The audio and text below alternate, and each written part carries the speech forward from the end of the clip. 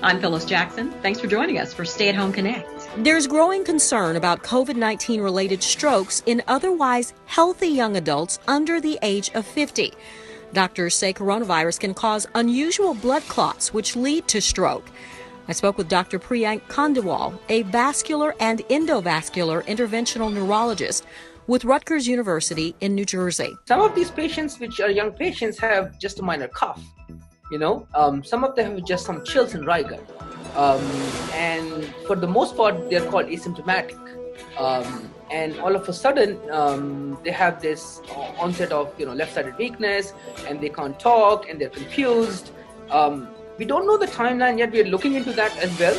When this COVID-19 suspected, it happens, we're asking the family members or the patient history if they can, when you started to have this first cough, or when you started to have these chills, or when you came in contact with the person who was turned COVID positive, and when you had a stroke. The theory is that it happens usually early on because of the inflammation associated with that. The American Heart Association wants you to know the signs of a stroke using the acronym FAST: face drooping, arm weakness, speech difficulty, time to call 911. MARTA employees receive a generous donation of face masks from Ludacris and the Ludacris Foundation, Michael Williams and the Make-Wishes Matter Foundation, and Atlanta Sewing Style. We're going to get about 3,000, probably more than that, so we can give a mask to every single frontline employee. We've got some of the MARTA colors, they're super comfortable, and we're just excited to be supported by our community and make sure that we're recognizing our frontline employees. Atlanta City Council member Joyce Shepard joins with local developer Michael Abibi and the city solicitor's office to distribute special packages for seniors at the Columbia High Point Apartments. They handed out coloring books, games, puzzles, and face masks. That's a wrap on Stay at Home Connect. Have a great night.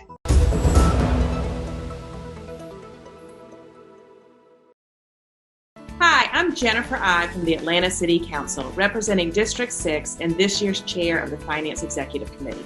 Do you have a question, comment, or a suggestion related to the City of Atlanta's proposed fiscal year 2021 budget?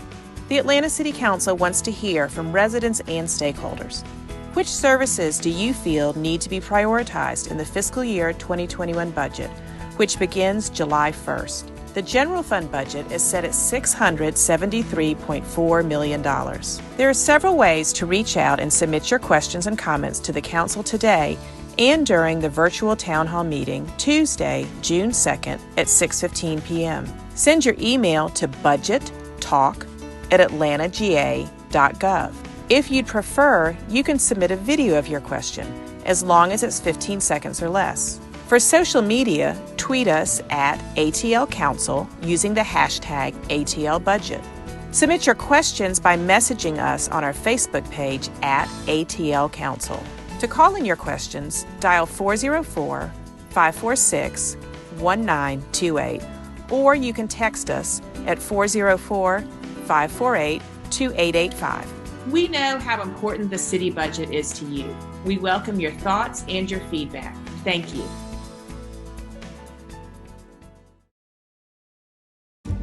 Can one girl in a small town, an architect in a major city, and a suburban high school coach shape the future of the United States? Yes, they can. Because every 10 years, the census gives us that power. You can shape your future by responding to the 2020 census. Where do we need new roads to make our lives easier? Where will new school programs help our children thrive? Where could a new health clinic benefit neighborhoods? The 2020 census will inform these decisions and shape how billions of dollars will be distributed to communities like yours each year. And in 2020, you can respond to the census online, by phone, or by mail. It's easy, safe, and important. Make sure you and everyone you know is counted. Now is the time for you to get involved. Your community needs you. Together, we can educate and excite, inspire and make sure every voice is heard. Together, we can shape our future.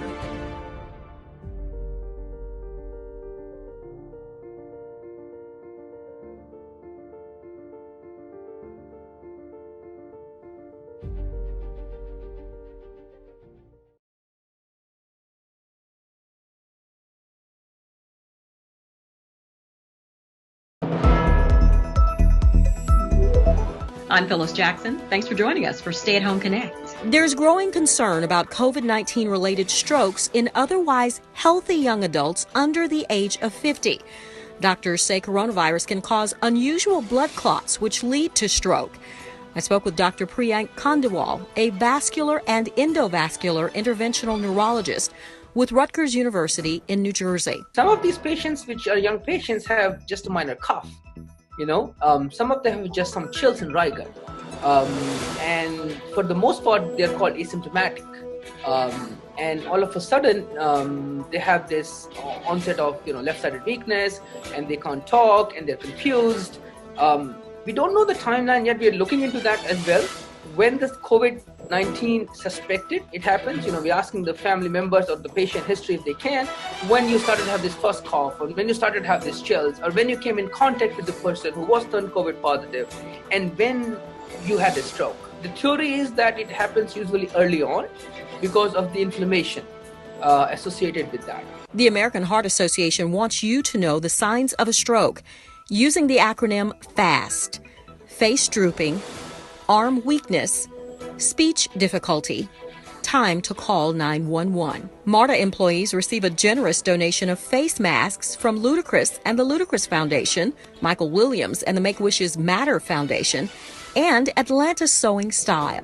We're going to get about 3,000, probably more than that, so we can give a mask to every single frontline employee. We've got some of the MARTA colors, they're super comfortable, and we're just excited to be supported by our community and make sure that we're recognizing our frontline employees. Atlanta City Council member Joyce Shepard joins with local developer Michael Abibi and the city solicitor's office to distribute special packages for seniors at the Columbia High Point Apartments. They handed out coloring books, games, puzzles, and face masks. That's a wrap on Stay at Home Connect. Have a great night.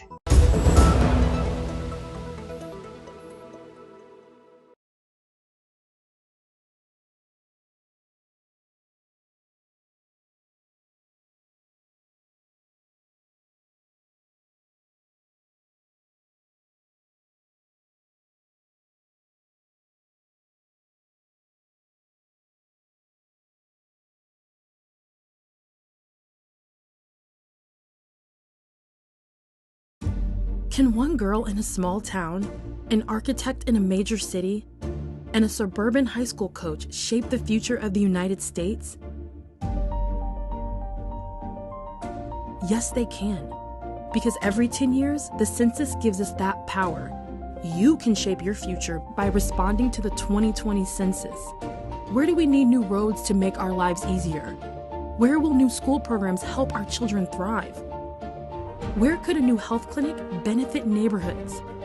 The 2020 census will inform these decisions and shape how billions of dollars will be distributed to communities like yours each year. And in 2020, you can respond to the census online, by phone, or by mail. It's easy, safe, and important. Make sure you and everyone you know is counted. Now is the time for you to get involved. Your community needs you. Together, we can educate and excite, inspire and make sure every voice is heard. Together, we can shape our future.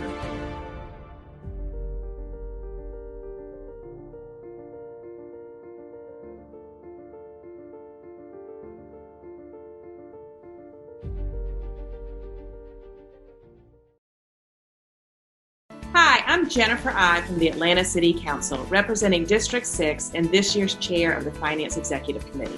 Do you have a question, comment, or a suggestion related to the City of Atlanta's proposed fiscal year 2021 budget? The Atlanta City Council wants to hear from residents and stakeholders. Which services do you feel need to be prioritized in the fiscal year 2021 budget, which begins July 1st? The general fund budget is set at $673.4 million. There are several ways to reach out and submit your questions and comments to the Council today and during the virtual Town Hall meeting Tuesday, June 2nd at 6:15 p.m.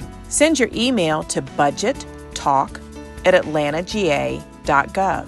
If you'd prefer, you can submit a video of your question, as long as it's 15 seconds or less. For social media, tweet us at ATL Council using the hashtag ATL Budget. Submit your questions by messaging us on our Facebook page at ATL Council.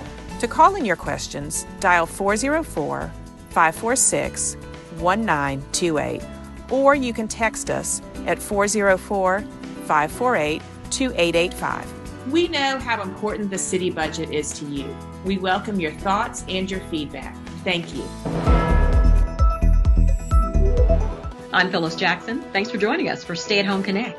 There's growing concern about COVID-19 related strokes in otherwise healthy young adults under the age of 50.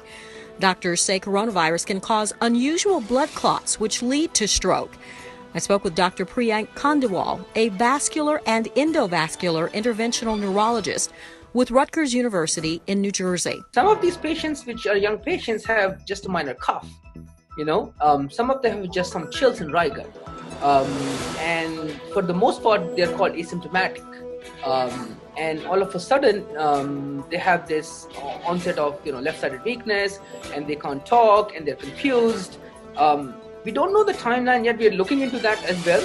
When this COVID-19 suspected, it happens. We're asking the family members or the patient history if they can.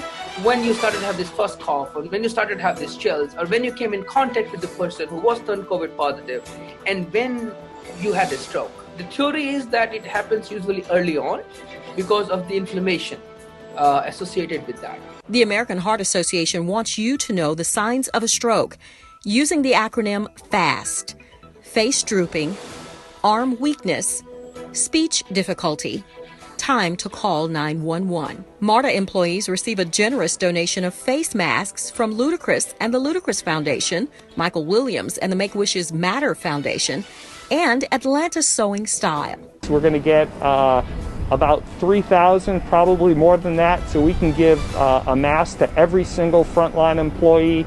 We've got some of the MARTA colors, they're super comfortable, and we're just excited to be supported by our community and make sure that we're recognizing our frontline employees. Atlanta City Council member Joyce Shepard joins with local developer Michael Abibi and the city solicitor's office to distribute special packages for seniors at the Columbia High Point Apartments. They handed out coloring books, games, puzzles, and face masks. That's a wrap on Stay at Home Connect. Have a great night.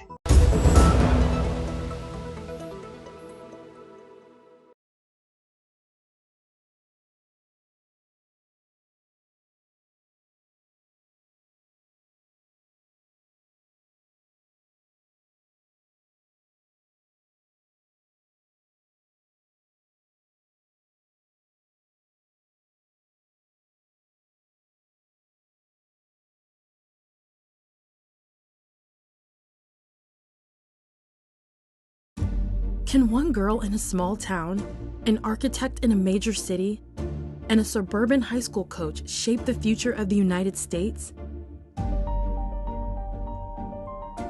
Yes, they can. Because every 10 years, the census gives us that power. You can shape your future by responding to the 2020 census.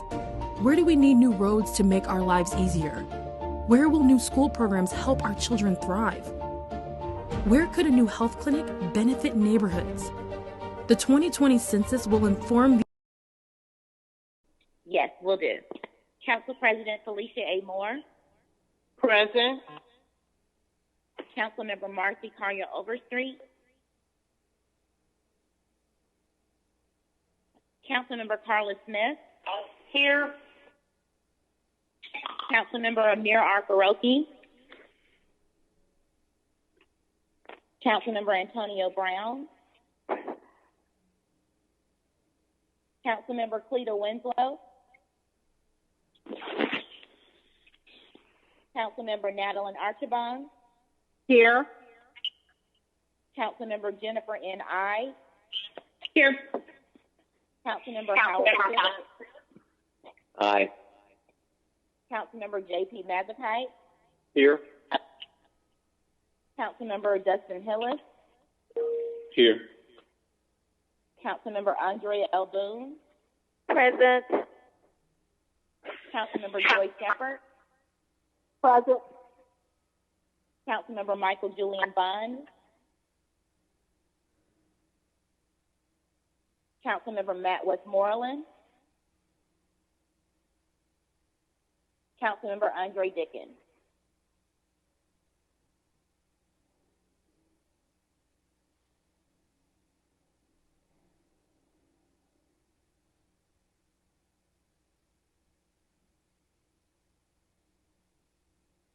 Councilmember, there are a total of 9 on the line. Thank you, Ms. Kempson-Wright, and I'm sure there will be other council members who will be cycling in and out as their schedules permit and as their technology cooperates with them. So all presentations and budget summaries were emailed to the council members last night at 10:19 p.m. and this morning again at 9:30 if you'll check your email. The public may view the hearings on Channel 26, on Facebook Live, on Twitter, on the City Council homepage, as well as YouTube, and also by listening to the call-in conference bridge. All of the presentations that we'll be reviewing today are available on the council website located under the Finance Executive Committee Fiscal Year 21 budget page. Our run of show for today is going to be the Atlanta Department of Transportation in just 1 minute. For council members, that begins on page 439 of the printed book or 441 of the electronic version that's on the council website. At 12:30, we will have the Department of Watershed Management. And then at 1:30 in Best Atlanta, we're going to do the same as we did yesterday, that if a department does end early, we're not going to roll into the next one. We're going to stick to our starting times. We're going to also try to stick to the process of let the presenters get through their presentations. Presenters, if you'll try to get your presentation done in about the first half of your allotted time, and then we'll take roughly the second half of the window for questions, that would be great. We had a change of schedule this morning. As it was noticed that the Department of Waste Management is going to be moved to the end of our schedule on Friday, June 5th. So we're going to kick it off with the Atlanta Department of Transportation, which is a new department. It does have, it is taking over many components that were in the Department of Public Works. And I'm going to just ask before I recognize Commissioner Rowan, just to ask our Chief Operating Officer to set the stage in a sentence or two of what moved to the Department of Transportation and what is staying within Public Works that we will hear about in 2 weeks as far as fleet management and solid waste. So if you are with us, Chief Operating Officer Williams, if you'll just sort of give a brief overview on that, and then we know what we're going to hear about today and what we're going to hear about later in June. Thank you, Council Member Ide, and certainly I appreciate the opportunity to speak this morning. And good morning to all of our council members as well as others on the call. Again, Joshua Williams, Chief Operating Officer with the City of Atlanta. The creation of the Atlanta DOT combines the Office of Mobility Planning from the Department of City Planning, as well as the Renew Atlanta T-SPLOS programs and the Office of Transportation from the Department of Public Works, which will now only house solid waste and fleet services, as Councilwoman Ide has mentioned. This will enhance, as we've discussed, as we begin this process, this will enhance the city's ability to work as one cohesive unit as we integrate our transportation project design and delivery, as well as our maintenance and operations functions within the department.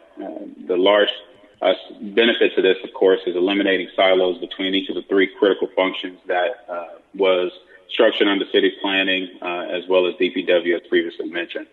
Atlanta DOT will work together to deliver a single vision, the One Atlanta Strategic Transportation Plan that you all have seen as part of our presentations in the past.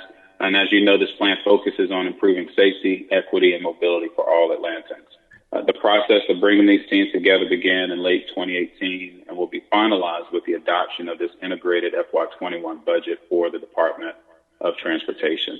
And with this, I will turn it over to Commissioner Rowan to kick off our presentation this morning. Thank you, Council Chairwoman. I appreciate the opportunity.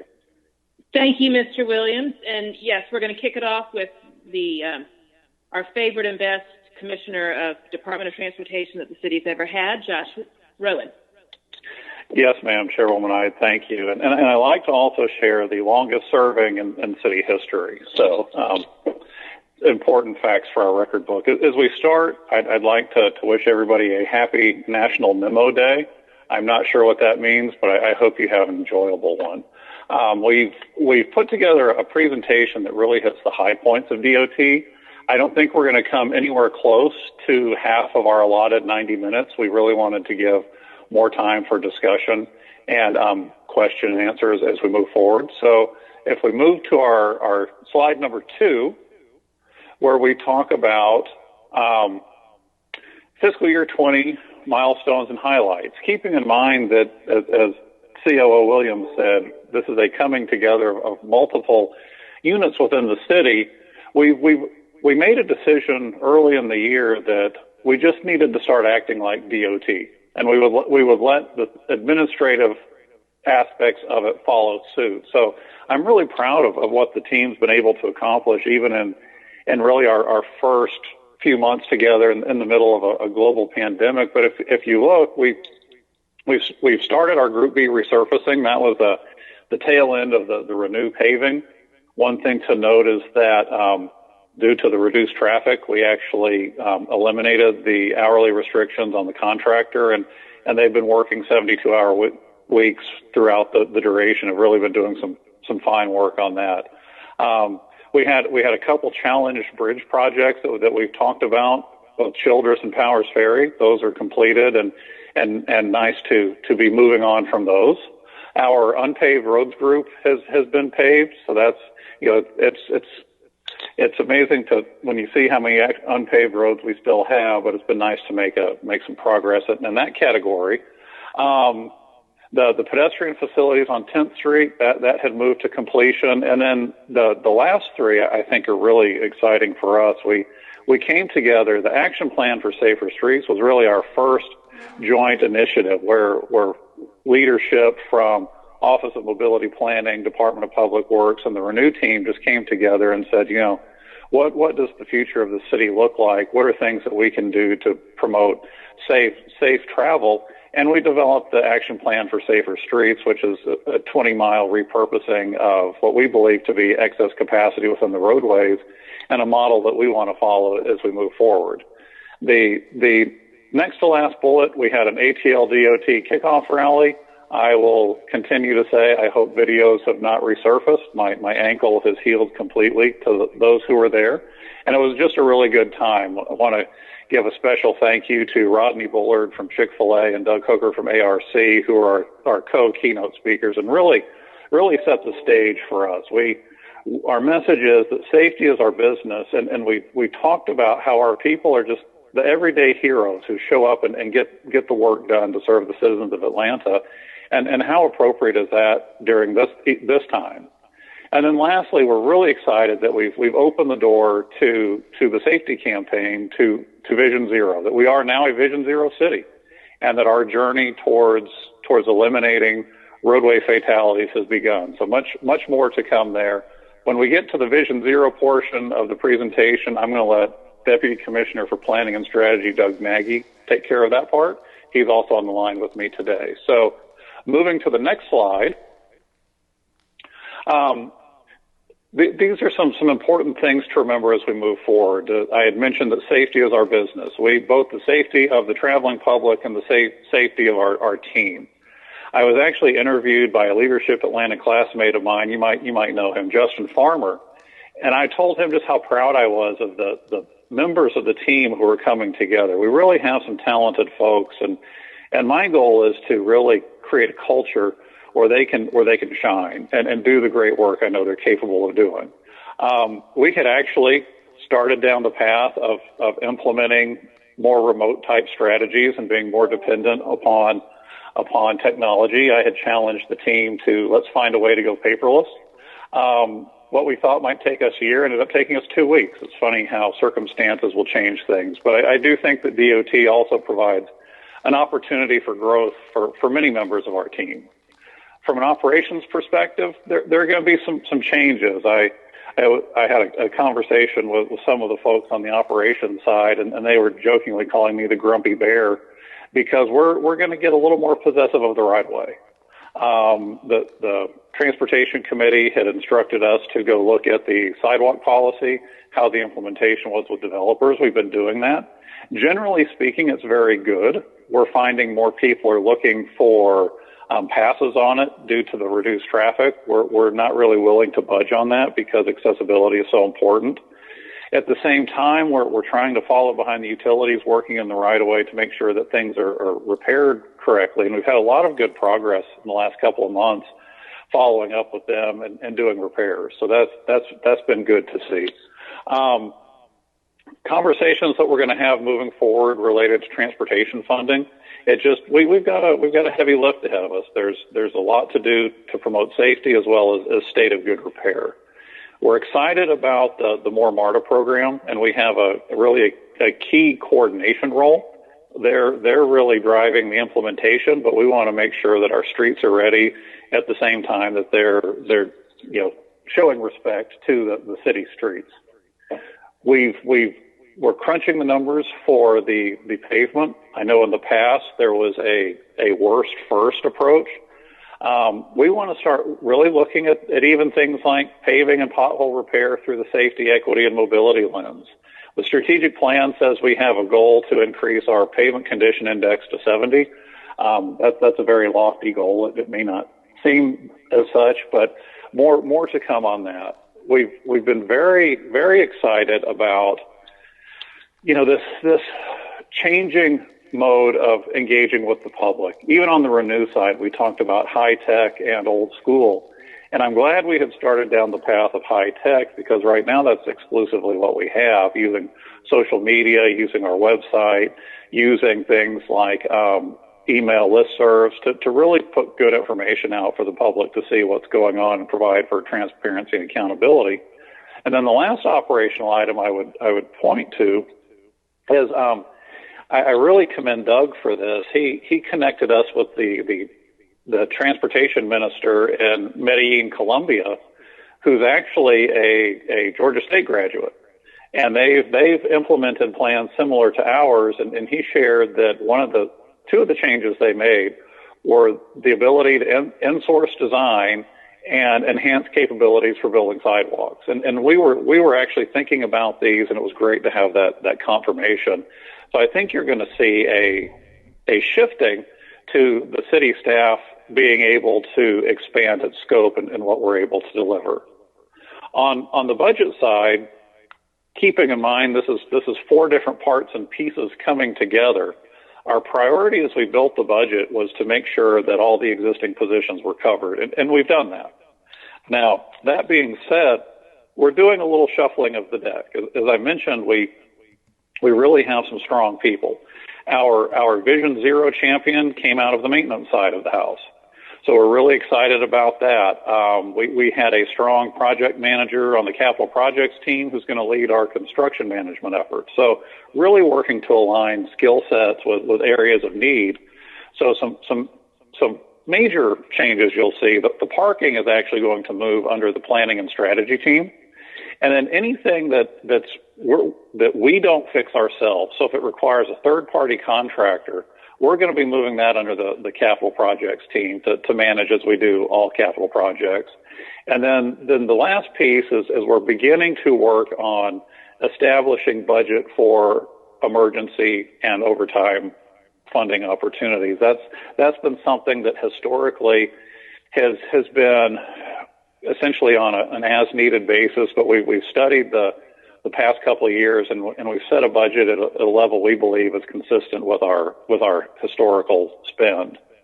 On the professional services side, if you were to take the sum of the pieces for Atlanta DOT, we come in about $51 million. You'll see this budget is about 48.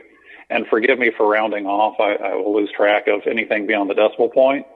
And so what we've said is rather than just cutting little bits across the board, we're looking at things like eliminating microsurfacing, which I don't believe is an effective pavement maintenance technique anyways.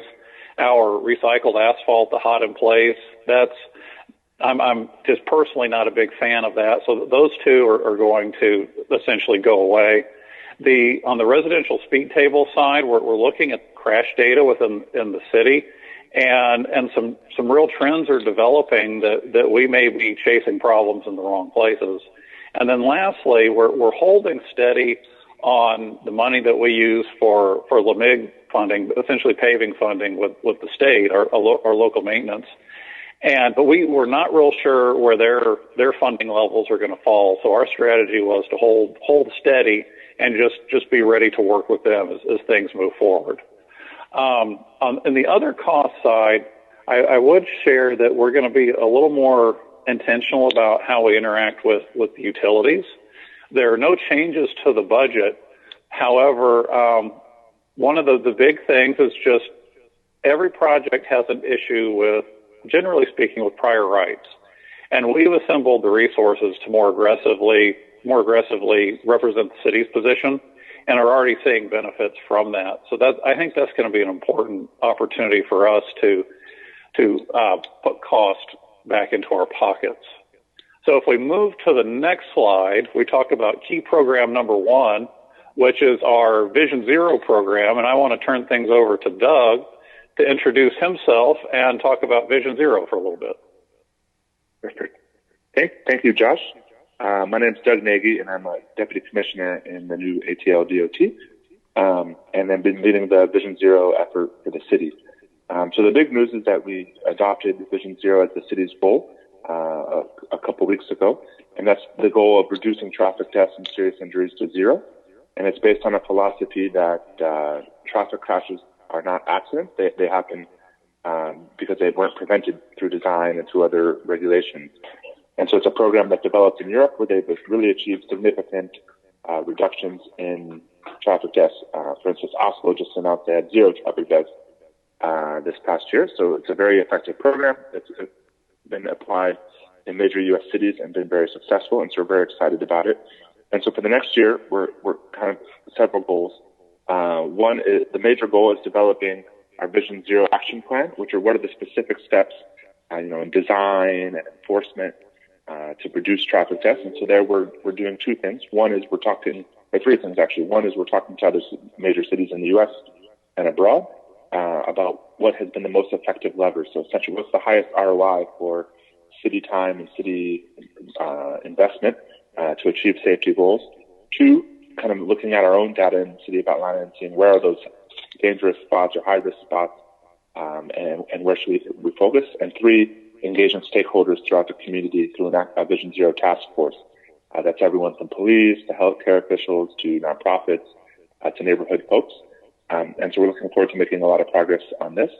Although one important piece is this is a long-term commitment, and it takes, over a decade to bring the number down. So the year-to-year number isn't the important factor; it's a long-term trend. And so we need to, know that we're going to commit to doing the safety improvements, but it may take a while for the number to come down. But that doesn't mean we shouldn't stick with it. And so we'd like to thank the council for supporting this initiative. All right, thank you, Doug. If we move to the next slide for key program number 2, the Renew T-SPLOS program that is ongoing. As we've mentioned in transportation update, we're moving into the heavy construction phase of the program with projects like Cascade Road, Howell Mill, Fairburn, the complete streets moving into construction, which those will be very, very significant and potentially disruptive projects. It's quite a lot of work to be done. You'll see that we have a bullet about monitoring the T-SPLOS revenue. I will share that while April was not what we had hoped, if we can hold at levels that are similar to what we saw in April, the program will be okay. We're going to roll back our fiscal 21 estimate based on what we've seen to date to just be a little more conservative, hoping that towards the end of next year we'll be able to catch up. And I think but one of the reasons it's going to be good for us is a year ago we implemented a value management program where we started addressing major areas of cost, our right-of-way, our utilities, even our design fee as a percent of construction, our own team's overhead. And so we've been driving those costs down just as a matter of everyday business. So we're a year into this. We're seeing nice trends on the cost side. Even moving to reprocure on-call services for AE, we think we can give ourselves a little more flexibility through a new arrangement there. Working with the team to be more consistent in how we manage our projects, to work with the contracting community to regain their interest in city projects. So things are trending in the right way there. Couple things that you're going to find is the DPW capital projects team. We have some great project managers in that team. So they're going to blend with the project management team on the Renew side. And we're finding that we're able to not only share resources, but we're able to shift some of the burden off of our program management consultant onto our own staff, which is a good trend going long term. We were in the process of recruiting deputy commissioners, so that's ongoing. More to come there. And then the last thing is that also under the capital projects team, we want to centralize our construction management. I had mentioned that we were able to take one of our project managers out of the capital projects team, who I really believe is going to be a strong leader on the construction side, and then another member of the team who is actually assigned to Renew, who's going to be our pre-construction leader, and really with an ultimate goal of implementing processes that in the end we look a little more like GDOT. We talk about becoming a mini GDOT so that the way we function is not entirely different. We think that'll pay dividends with the industry. On the right side, we've got some key metrics. We report on these quarterly for the Renew. I won't go through and read all of those, but there's a lot of good progress being made on the implementation side. And then I had mentioned earlier, key program 3, if you move to the next slide, and this is actually our last slide, the more MARTA coordination. There's a lot going on behind the scenes regarding the more MARTA program. We will have a dedicated liaison for the program that MARTA is actually funding. That's been a legacy thing. The individual who's going to be taking the lead was actually in our Office of Mobility Planning, and he's off to a fast start there. And so we're going to have a seat at the table as the program unfolds. We're looking at, as we move forward, the possibility of legislating dedicated bus lanes to support BRT within the region. So I think that's something new that will open new conversations for us. And then we also want to work with MARTA as the bus routes change to make sure that we have the infrastructure in place to support it. And conversely, as routes are pulled off of areas, to make sure that we're not leaving people behind. So there are two sides of that coin that are very important to us as we move forward. And Chairwoman Ide, with that's a high level overview of DOT, and we would be happy to field questions.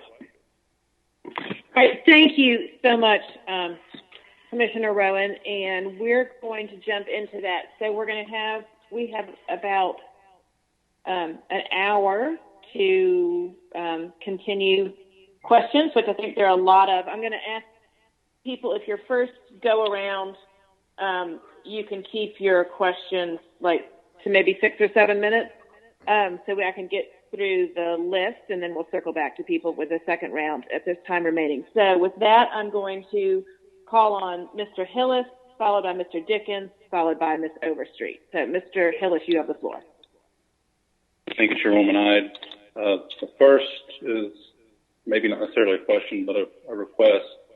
In our budget book, or at least the pages we've been sent just for this presentation, everything goes from zero to millions of dollars, because of course a lot of things weren't funded under ADOT last year, or this present fiscal year they're funded under DPW, so we can't really see the actual change of what was funded in DPW versus what is funded now in ADOT, whether there's increases or decreases. Is that something that's available? Yes, we can provide a breakdown, and generally speaking, it's in that supplies and contracted services item. The labor is essentially the same. On the contracted services side, that's where the changes are made. Okay. Can you speak a little bit more about, I know you mentioned you're reevaluating speed tables. My history with speed tables is when they are approved, I'm told one of two things. A, we don't have a contract yet, even though it's 6 months into the budget year. And I know that's not necessarily an ADOT issue or previously a DPW issue. It's a procurement issue, as with every department. Or B, we've run out of money. So last year, when we were going through these with DPW, I wanted to ensure that, one, we fund the backlog that has already been approved, and two, that we try to get these contracts in place earlier. So can you speak a little bit more about where we're going with that? Yeah, so really at the higher level, we're looking at those residential speed tables and questioning the impact they're having to the overall safety of the roads program, and is it the appropriate intervention within the street? And you're correct. There are a lot of requests for studies. I know we get a fair number from specific districts, and so we want to be more thoughtful and really the impact that we're seeing. And so it's not a big figure that is being budgeted. However, we're going to be encouraging folks to also be looking at spending some of the renewed discretionary funds if that's the way we want to go for these speed tables. But you are correct. The procurement has been a challenge, and then once the budget generally runs out about 9 months into the year, and I don't foresee that changing. Okay. We've had discussions about the next question. Is there anything in this budget to fund, one, training and able to operate it, but a new paint truck so we can paint stop bars or crosswalks, or are we going to contract that out?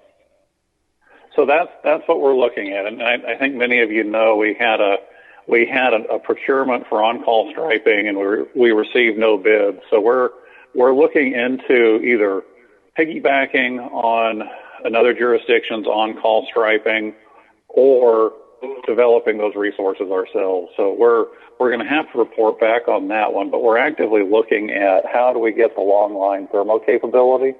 We have the ability to stripe with water-based paint, and we have the ability to do the handwork. So the crosswalks and the stop bars. The thing we don't have capacity for right now are the long lines on the roadway. Gotcha.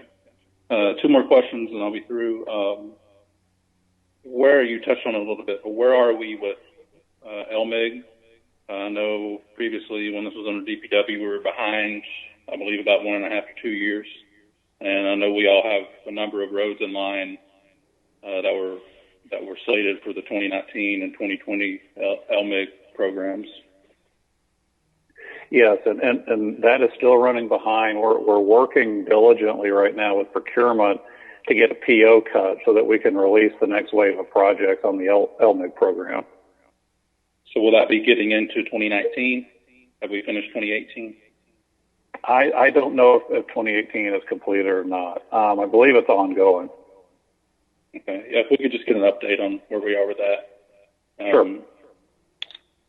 And the last one, you also touched on this, is from what I've seen in my district, the developers are not held accountable. I have a great example just about a quarter mile from my house where a developer did curb cut, had to pour a new sidewalk. It looks absolutely atrocious. How it got approved, I have no idea. And then he has the nerve to ask the city to repave the road because of his utility cuts. So are there going to be more inspectors dedicated to this? Are we going to actually hold them accountable for, their utility cuts, for, pouring a sidewalk up to city standards, making sure it's ADA compliant, et cetera? Yeah, so it was actually the site visit that you and I took through your district where you showed me that spot where it was torn up, and then we get the call saying, hey, when are you going to fix it? That really motivated me to go back to the team. And what I've told the folks on the maintenance side is treat the right-of-way like our child, that we're not going to tolerate the destruction that's being done. And I think that's going to take some communication on our end to get the word out to the public, because the best tool we have there is 311. And we've seen an uptick in people submitting requests about what they believe is unpermitted work or issues in the right of way. And once we hear about it, we will then follow up. So we're planning to be much more aggressive with the enforcement of the permits, as well as demanding that the roadway be fixed. Well, that's great to hear, and I'll yield to my colleagues. Thank you, Commissioner. Thank you. Thank you, Mr. Hillis. And I had Mr. Dickens next. Mr. Dickens, you with us? Thank you. This is Councilman Dickens. Can you hear me? Yes. Okay, great. Thank you, Commissioner Rowan. I just want to go back to slide 4 and talk about the professional service changes. I came in halfway through that slide. And not Division 0. Go back to the one before that. Yes, sir. It was $3 million budget reduction. Those are just talk a little bit about what we are sacrificing in that regard.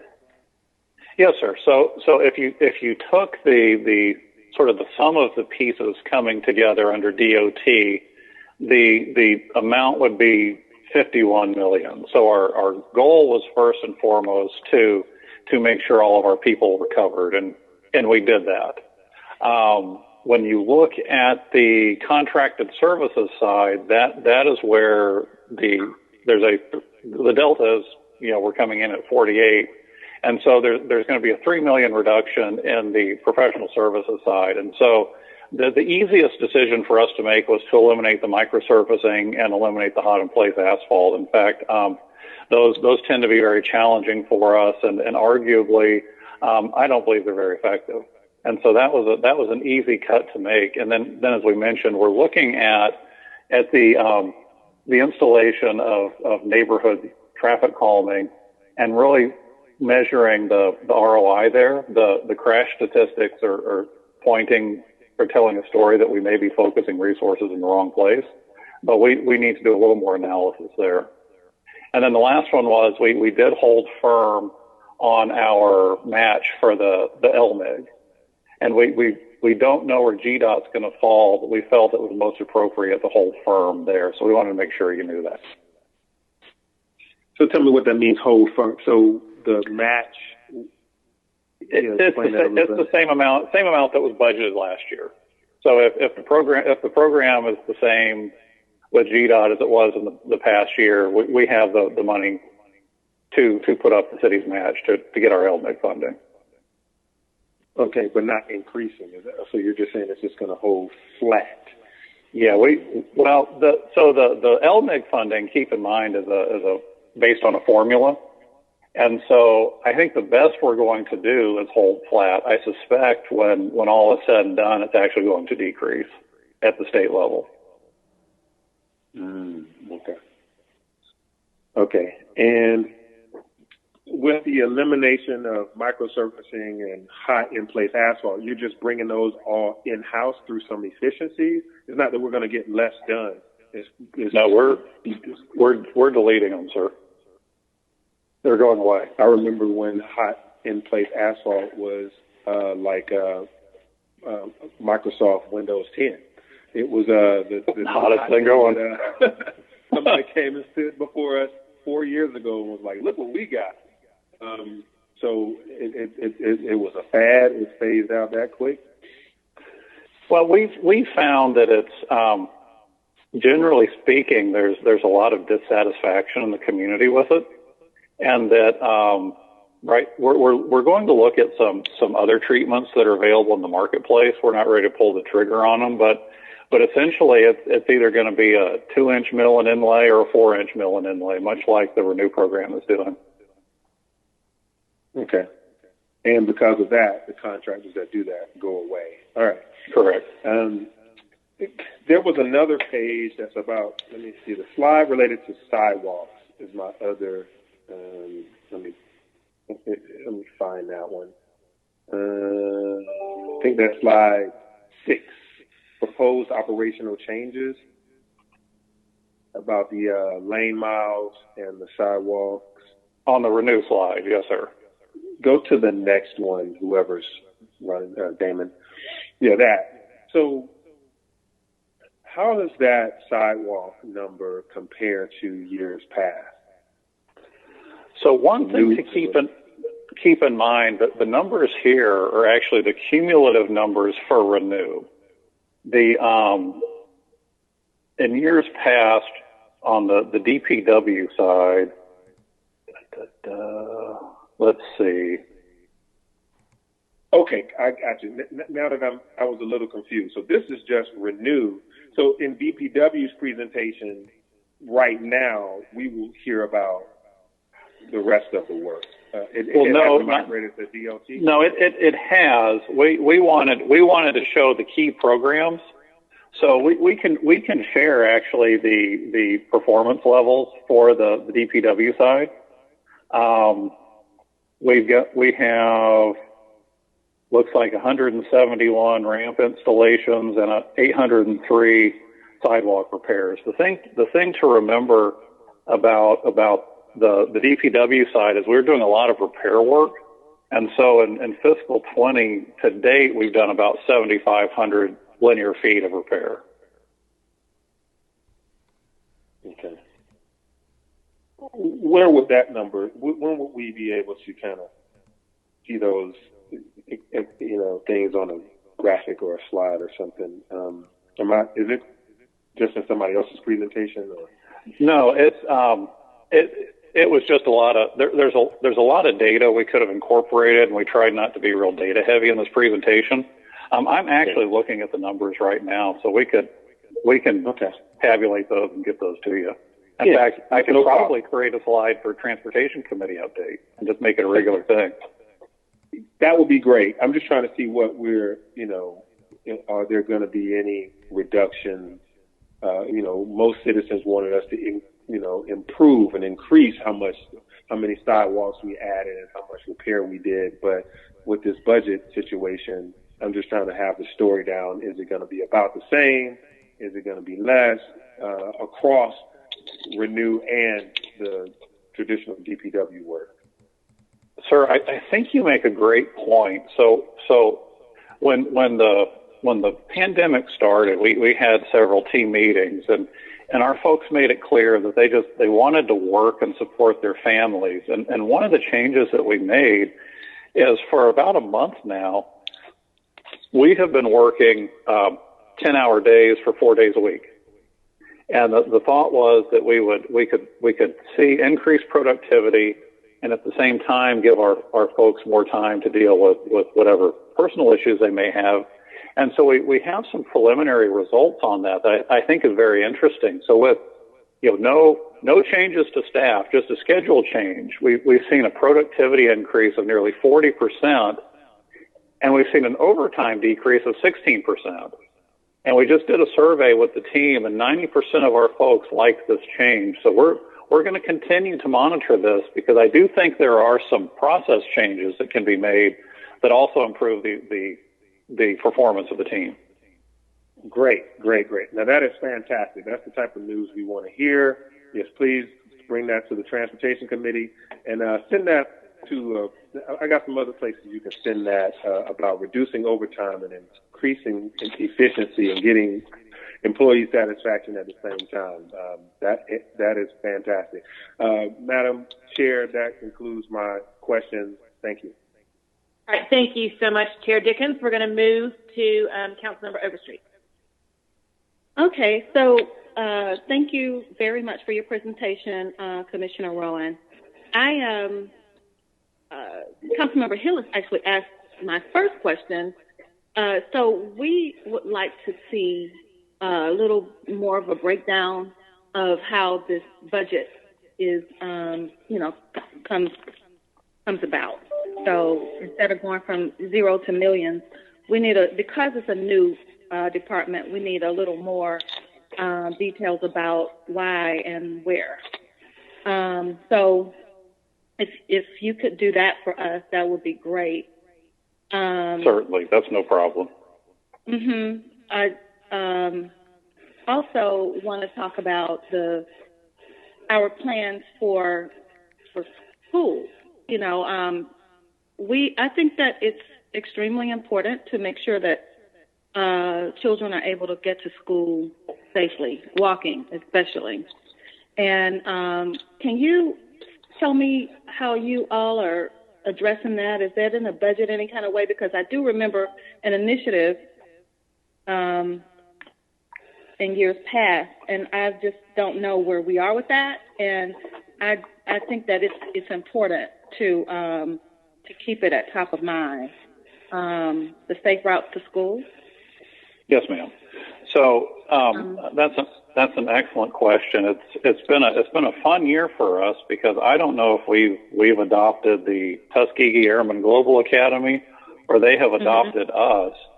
And it started with an event that was led by ABC, drawing attention to the need for safer streets, and I had the opportunity to go out and observe. And a couple things were noted. The first one was that the signal timing in front of their school was terrible, that the kids couldn't get across the street and the crossing guard couldn't get back. And so we had the timing changed that day.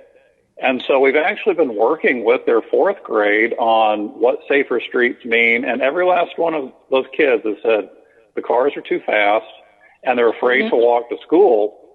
And so the prioritization of schools is going to be critically important in Vision Zero. In fact, as we talk about our prioritization models and methodologies for investing city resources, the schools are going to be very important. So we want to build off of what we've done with TAG because we think we have a really good thing going there. Also, we have a little flexibility because we do have the Renew project, both Phase 1 and Phase 2 on Cascade, where some changes are going to be made within that corridor. So we've met with both TEDS and ABC and have talked about TAG becoming our first trial run, becoming a model for what we want to do going forward, and then see if we can't export it to other schools. Yeah.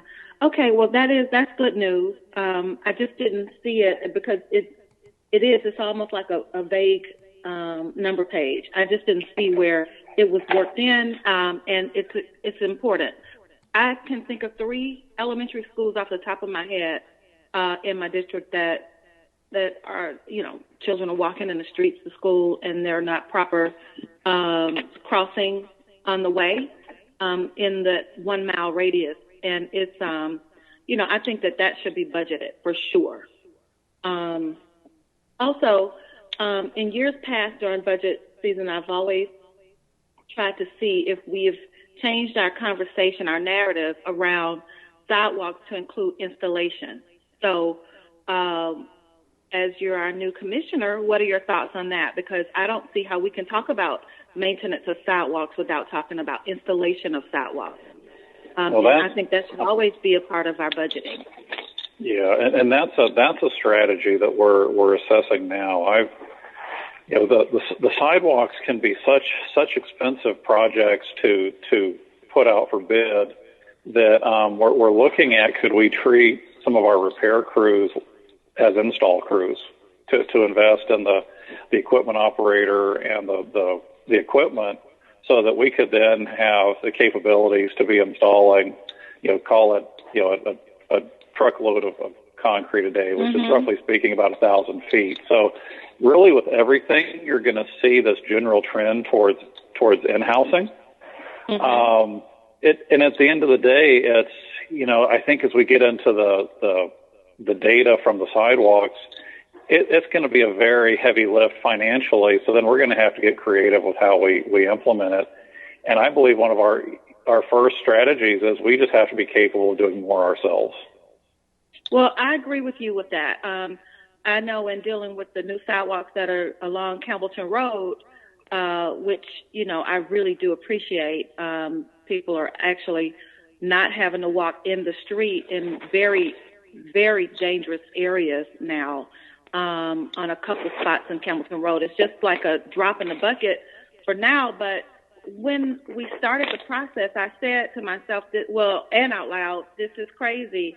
Why are we spending all this money to design a sidewalk?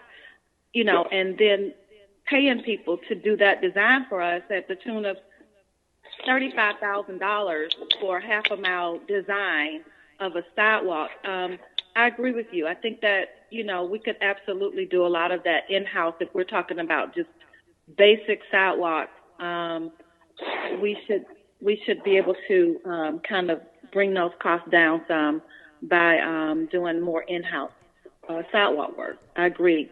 But want to make sure that we keep our conversation around installation as well, especially in our high injury networks and in areas where people are walking unsafely and around schools. So just want to make sure we always bend our budget towards the people that need it the most, especially our children and families that are not driving cars. Yes, ma'am, and that's really the goal of these prioritization models is to highlight where the risk is and be addressing that first. Okay, once upon a time there was and this was before my time, but I remember us speaking about it. There's like a 3% a pot of money that was set aside just for our infrastructure maintenance. Is that built in here anywhere? So yes, ma'am. I can give you a breakdown of that, and I think you're talking about 14-0-1361. I'll tell you offline. Yeah, well, I'll tell you offline what we actually call it because it's I don't want to be disrespectful on this call, but if you look at what we've budgeted for on the maintenance side, I've got a spreadsheet pulled up here. So what we're looking at is it's roughly $18 million that's going into the charter mandated public infrastructure maintenance. Okay. Yeah. And then we've also allotted about 15% labor that's needed to manage those projects. So in all that gets us to the 3.5%. 3.5%. Yeah. 3.5%. Yes, ma'am. Okay. Well, there goes my installations. I'm looking for money because I want to make sure you and me. Well, we're going to work together on that one. Okay, because I want to make sure that we're taking care of, like I said, the children walking to school, the people that are trying to enjoy the streets, as well as actually having to walk to bus stops.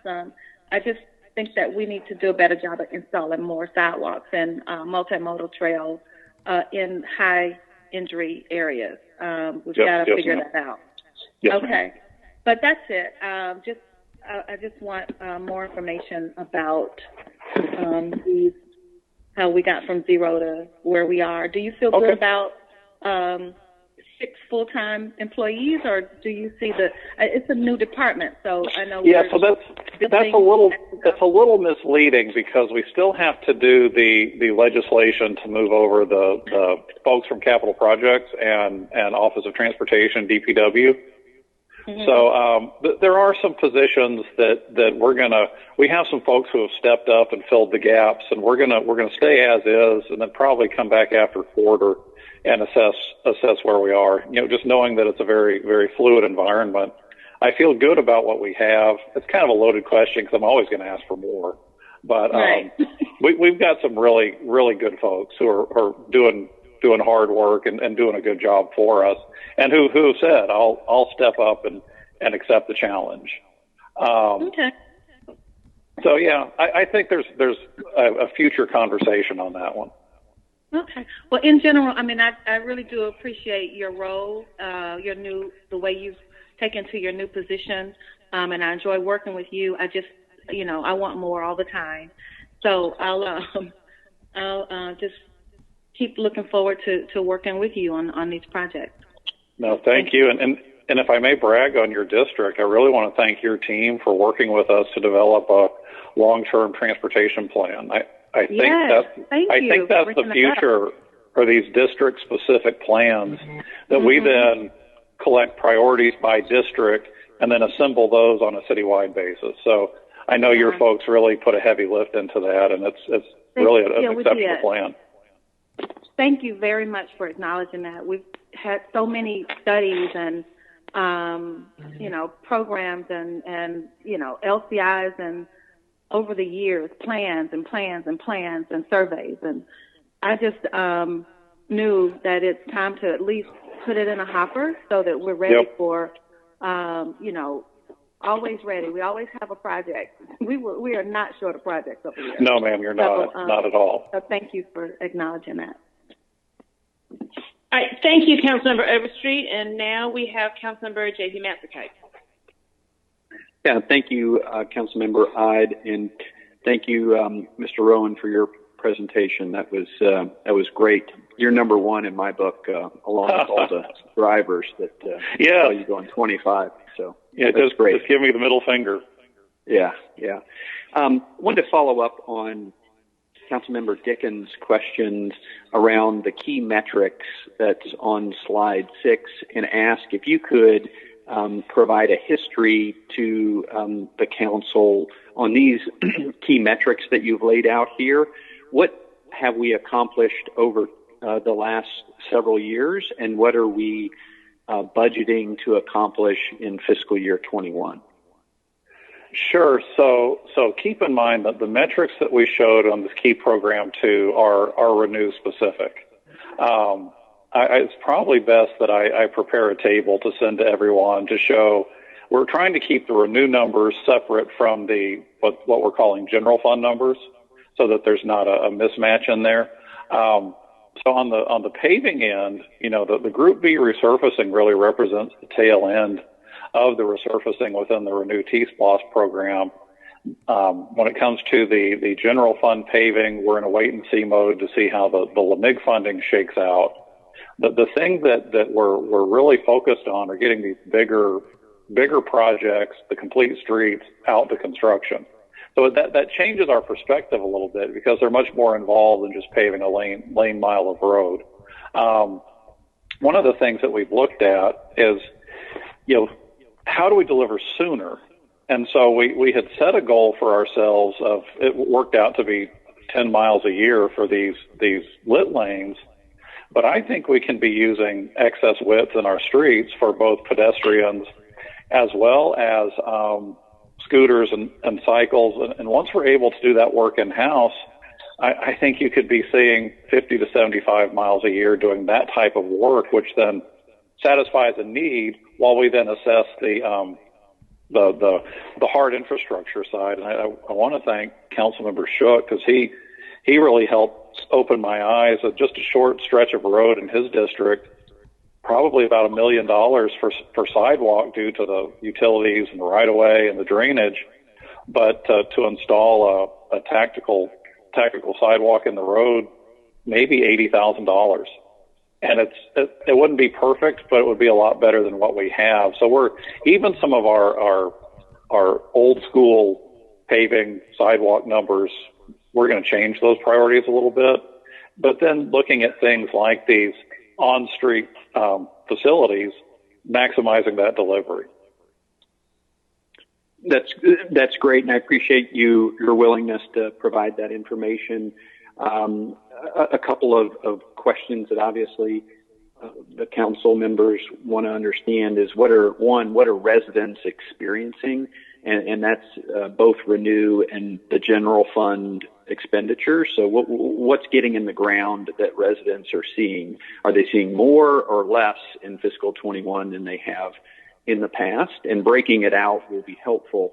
The other piece that would be helpful is, what's the target if we had normal lives on depreciation on our roads and our sidewalks?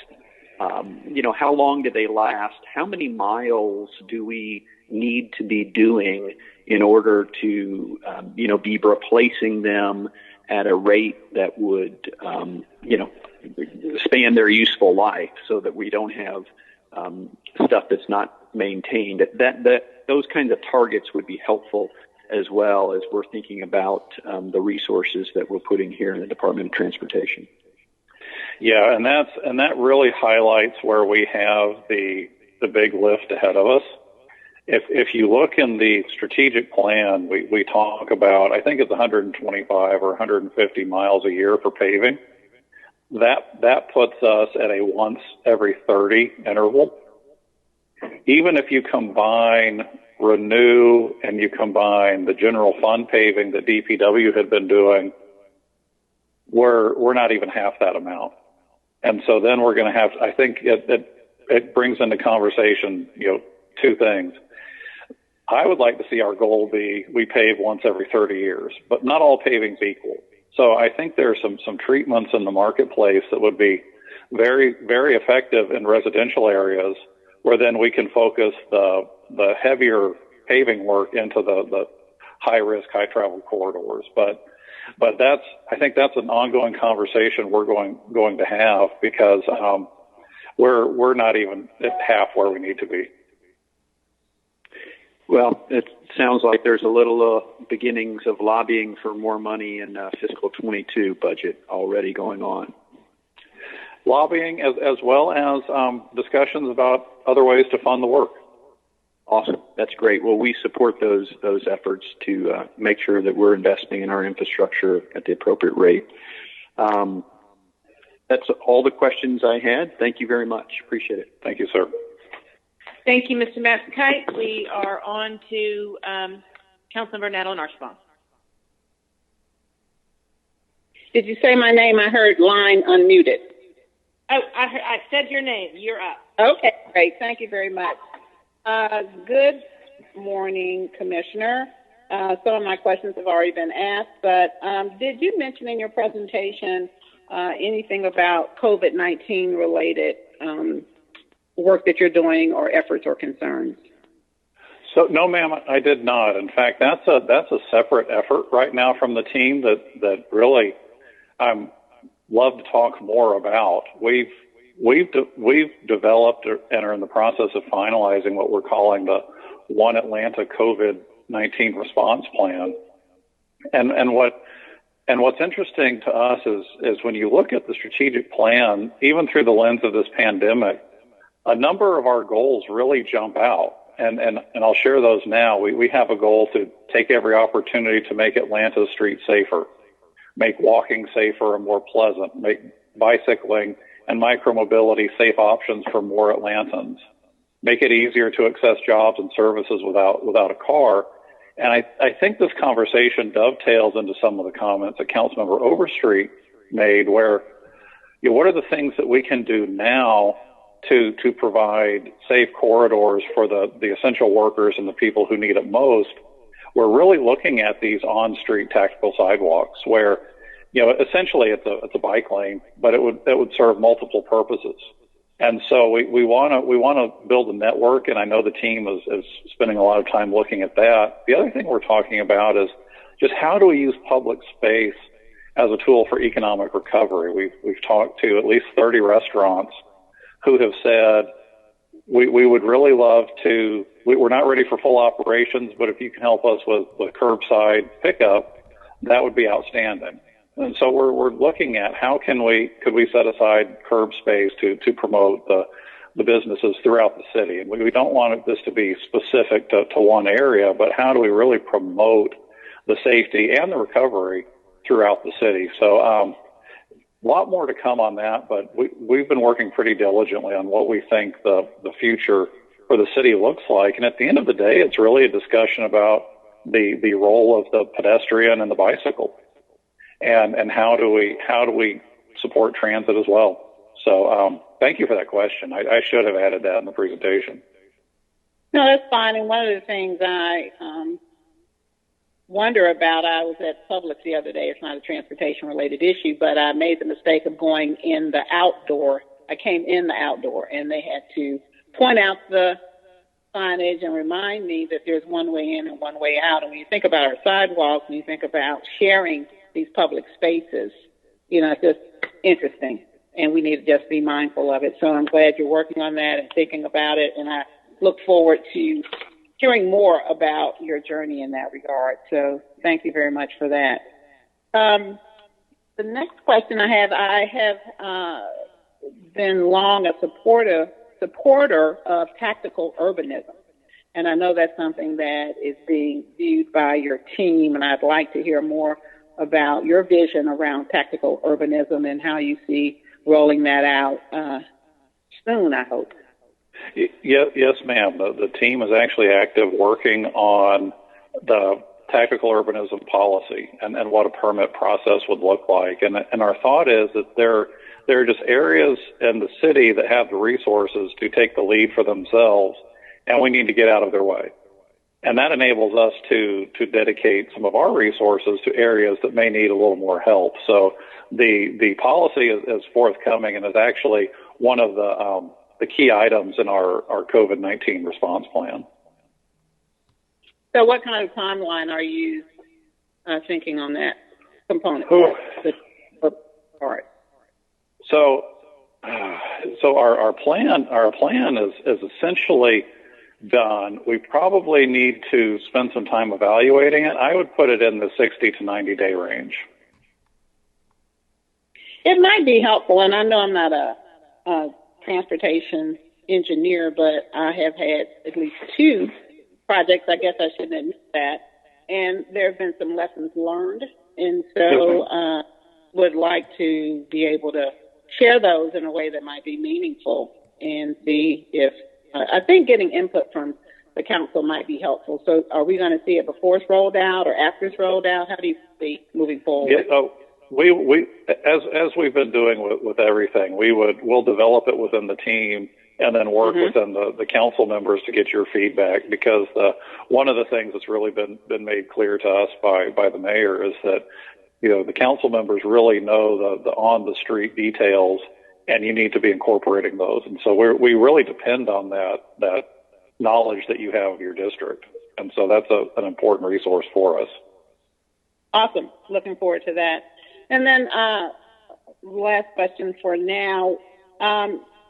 The coordination between DPW, Watershed, and your team as it relates to work that's happening in our right-of-ways and that kind of thing. Did you speak to how that coordination is being facilitated now?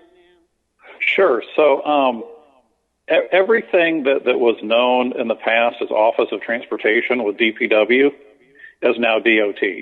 So as the COO mentioned, DPW really is solid waste and fleet. So if you're having issues within the right-of-way, we're probably your first stop.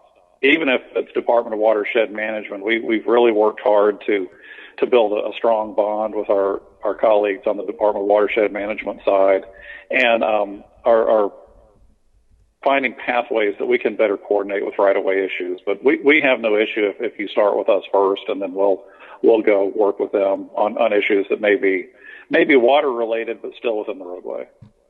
Yeah, I was thinking about, here's a street sweeping schedule, here's a road construction project, here's watershed is, in the right of way as well on something, and having that all be coordinated in a way. So is your shop the one that schedules, coordinates, and plans all that out with them, or how does that work?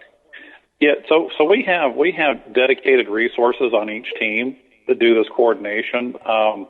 In fact, I believe they were meeting yesterday. I know one of the things that is just a key item is when we have a capital roadway project, we're working with them. I think DeKalb Avenue was a good example where we knew they had a 100-year water main to replace. So we kind of eased up on our schedule to let them do their work. And we're doing that on other projects as well. So it's a regular occurrence between DOT and Watershed Management to coordinate our efforts. Great. Thank you very much, Commissioner. Appreciate it. Thank you. Mm-hmm. Is that it, Councilmember Archibald? Yes, thank you. Okay, thank you. And I have Councilmember Matt Westmoreland next. Thank you, Chair Ide. Hello, Commissioner Rowan. Thank you for your presentation. First is more of a comment. I'll add my voice to Councilmembers Hillis and Overstreet in requesting the effective change from FY20 to FY21, understanding that all of it is new, or much of it is new for FY21. My other 2 questions go back to regrouping. like to take us back to 14-0, 15-13. The 3.5%, $18 million for construction that you highlighted earlier, how is the street condition survey that was finished several months ago, February, if not before, being used to prioritize how that funding is spent? So that's what we're looking at, council member, is diving into that data and really integrating it with a GIS platform to start looking at those impacts to the function of the streets. The data doesn't paint the rosiest of pictures, so we've got a heavy lift ahead of ourselves. But the model that we're looking to implement is deviating away from a worst first approach, but really looking at more of what kind of return do we get. And so I think, like the conversation with Councilmember Matzagai, we've got a long way to go to fully finance what we need to be doing on the state of good repair with the streets.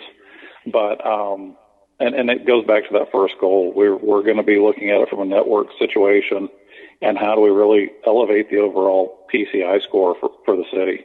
Right now, the PCI is the primary input, but we also want to be looking at the equity and safety side of things as well.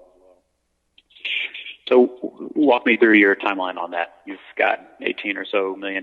You have a Excel spreadsheet that shows thousands of streets and the condition of every aspect of that street. When do you expect to have a clear sense of how this year's $18 million is going to be spent?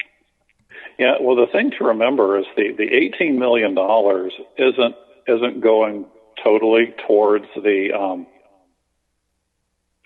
just paving. It's breaking down into other categories such as sidewalk repairs, bridge maintenance, and we've got a breakdown of all of that. So if you look at our match for the resurfacing, it's about $3 million. In a given year, our total for paving is 9 to 10 million. So that's that's 30 miles. So it's not the biggest amount. So then we're having to look at where we get the most bang for the buck, and that's ongoing with the team that does the LMIG coordination.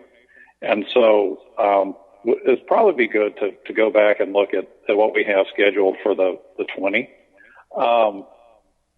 And then, as I said, we're reassessing where we want to spend. It seems like we're doing a lot of residential streets when we need to be looking more at the more heavily traveled corridors.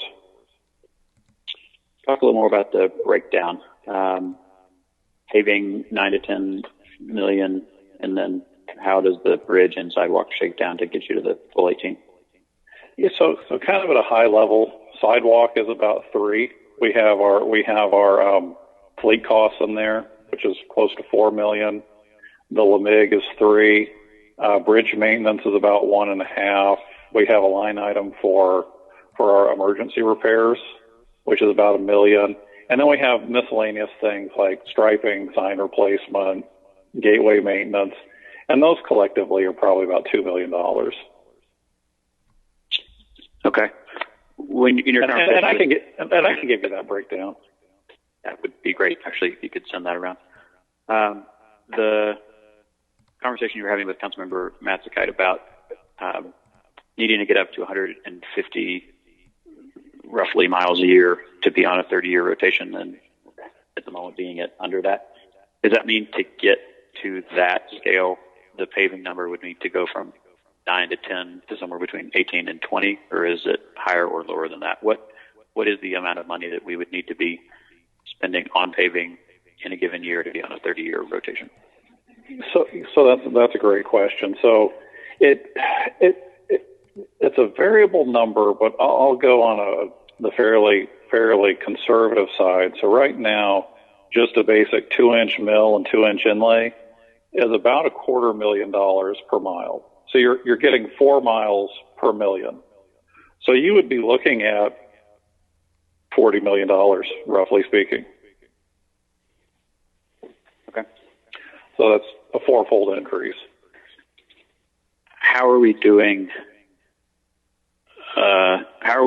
If we should be doing 150 and we're doing half of that, then how are we doing half of it at $10-ish million. It's because you're including Renew funding? Because we're including Renew, yes. Okay. Yeah, Renew is the majority of the paving that's hitting the street. And that will be largely coming to a close at the end of the fiscal year that we're about to adopt. At the end of the Group B resurfacing, yes, which is the active contract right now. Which will be coming to an end at some point in the next 12 months. Yep. Yeah, I think that's fair to say. Okay. Thank you, Chair. Thank you, Mr. Westmoreland. I'm going to let Mr. Hillis circle back and ask a final question. I have a question or two, so council members, just if anybody else other than Mr. Hillis has a question, please send me a message and I'll get you in the lineup. So, Mr. Hillis. Thank you, Chairwoman. Just a follow-up question. Speaking of my previous holding developers accountable, and there's been a lot of discussion about sidewalks. Are you looking into addressing sidewalk waiver fees? Because in my experience, project comes and I look at it and I'm like, oh, okay, we'll waive those sidewalks given the issues, and it ends up being say 200 feet, and then they pay the waiver fee. But then when I want to go and spend that 200 feet somewhere else, I'm told, oh well, you'll need 10 times the amount of money to do the sidewalk. Are we looking at waiver fees, and if they're actually we're charging the actual cost to construct sidewalks?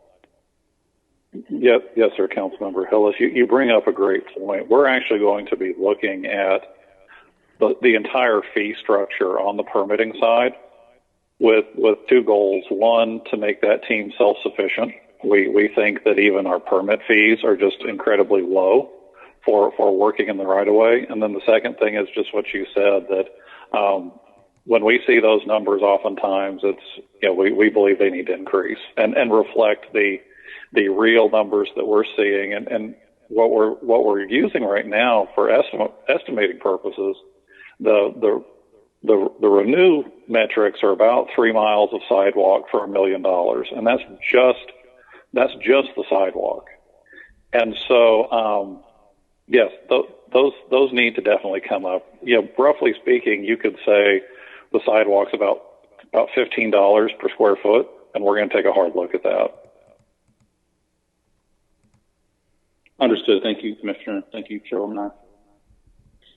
Thank you, Councilmember Hillis. I don't have anybody else in the lineup, but I do have a couple of questions myself. My colleagues all asked some great questions, so most of mine got answered. I want to particularly thank Councilmember Overstreet for her questions on the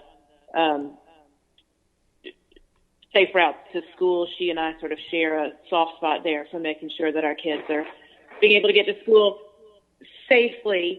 That is a part of the Atlanta Transportation Plan, as you said. Is there specific money that in this year's budget, that has a star by it that this is safe routes to school money, or is it in bits and pieces across your budget?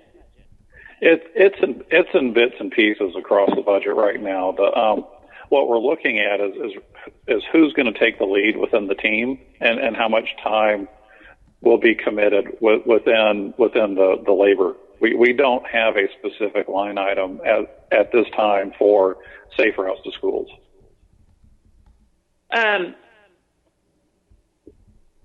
When do you think you're going to sort of have that strategy pulled together and know what resources you'll have available to be implementing safe routes to school?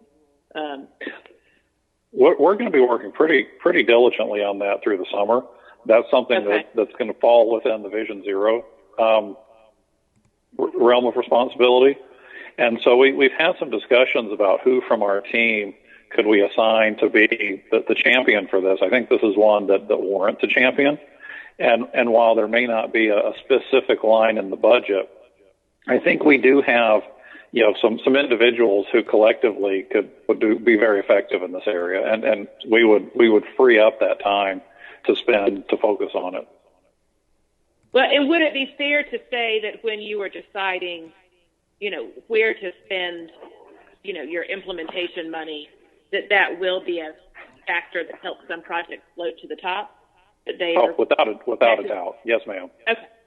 So, I mean, there may not be, a budget line item for Safe Routes to School work, but you do feel like there is money in this year's budget that will be used on Safe Routes to School projects.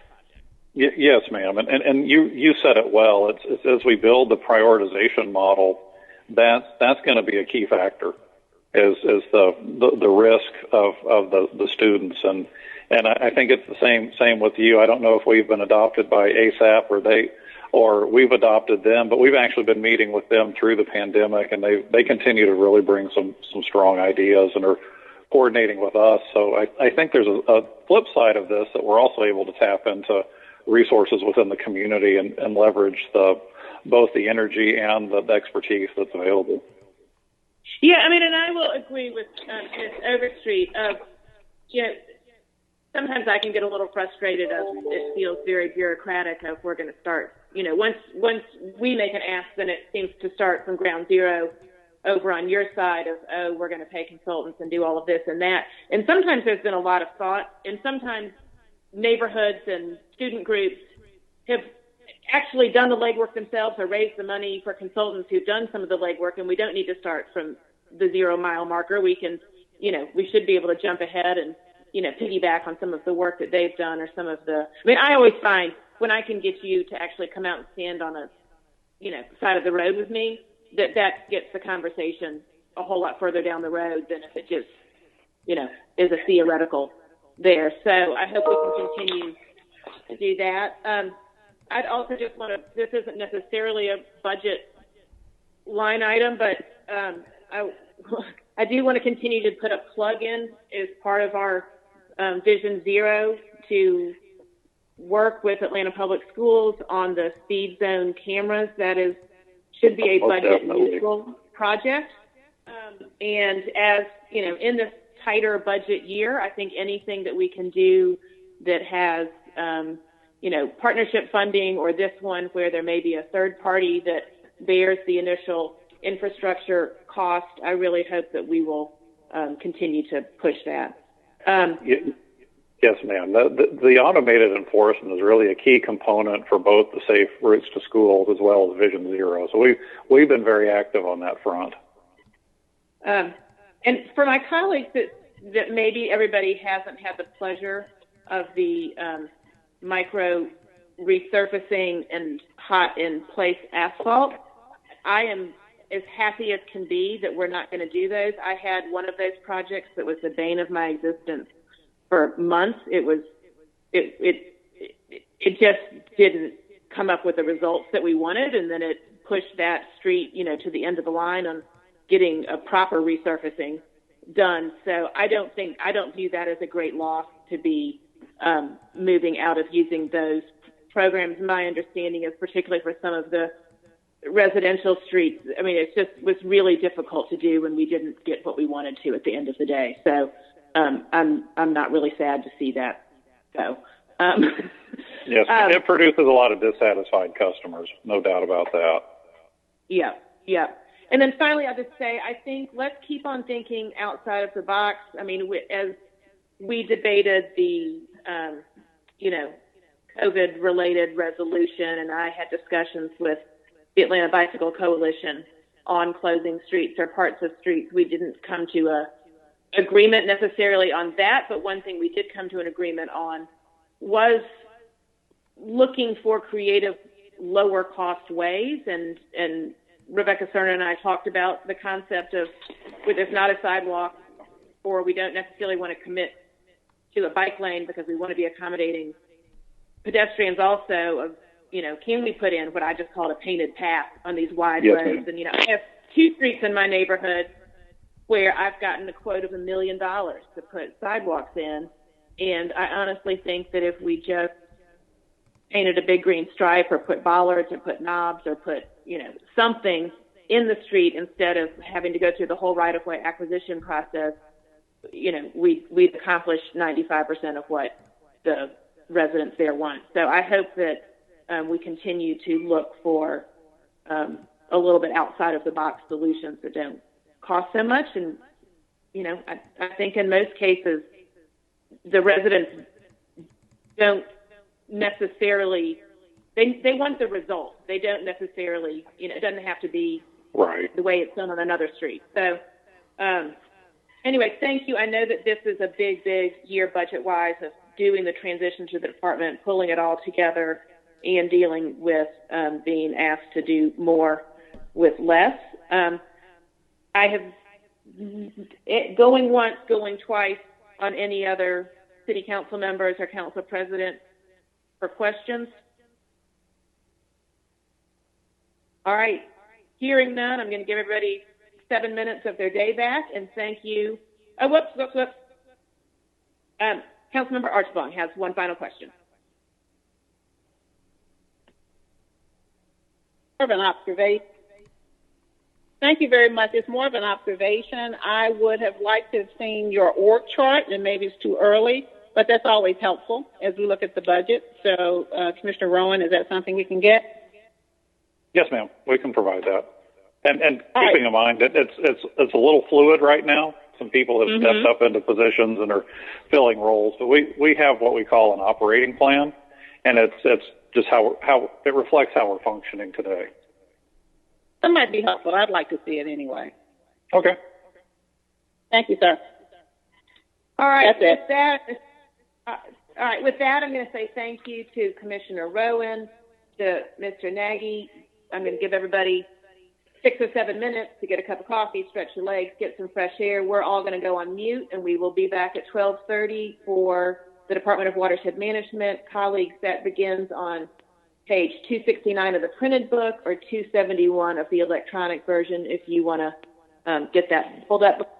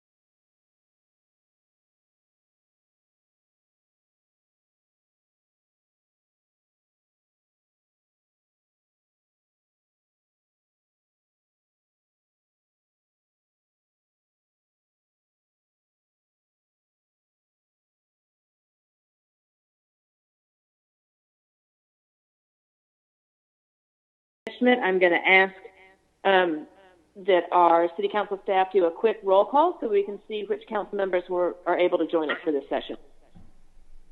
Council President Felicia A. Moore. Councilmember Carla Smith. Councilmember Amir R. Faroki. Councilmember Antonio Brown. Here. Thank you. Councilmember Cleta Winslow. Councilmember Natalie Archibald. Here. Councilmember Howard Schutz. Aye. Councilmember J.P. Mazakite. Here. Councilmember Dustin Hillis. Here. Councilmember Andrea L. Boone. Councilmember Marcy Collier Overstreet. Present. Councilmember Joyce Shepard. Councilmember Michael Julian Bond. Councilmember Matt Westmoreland.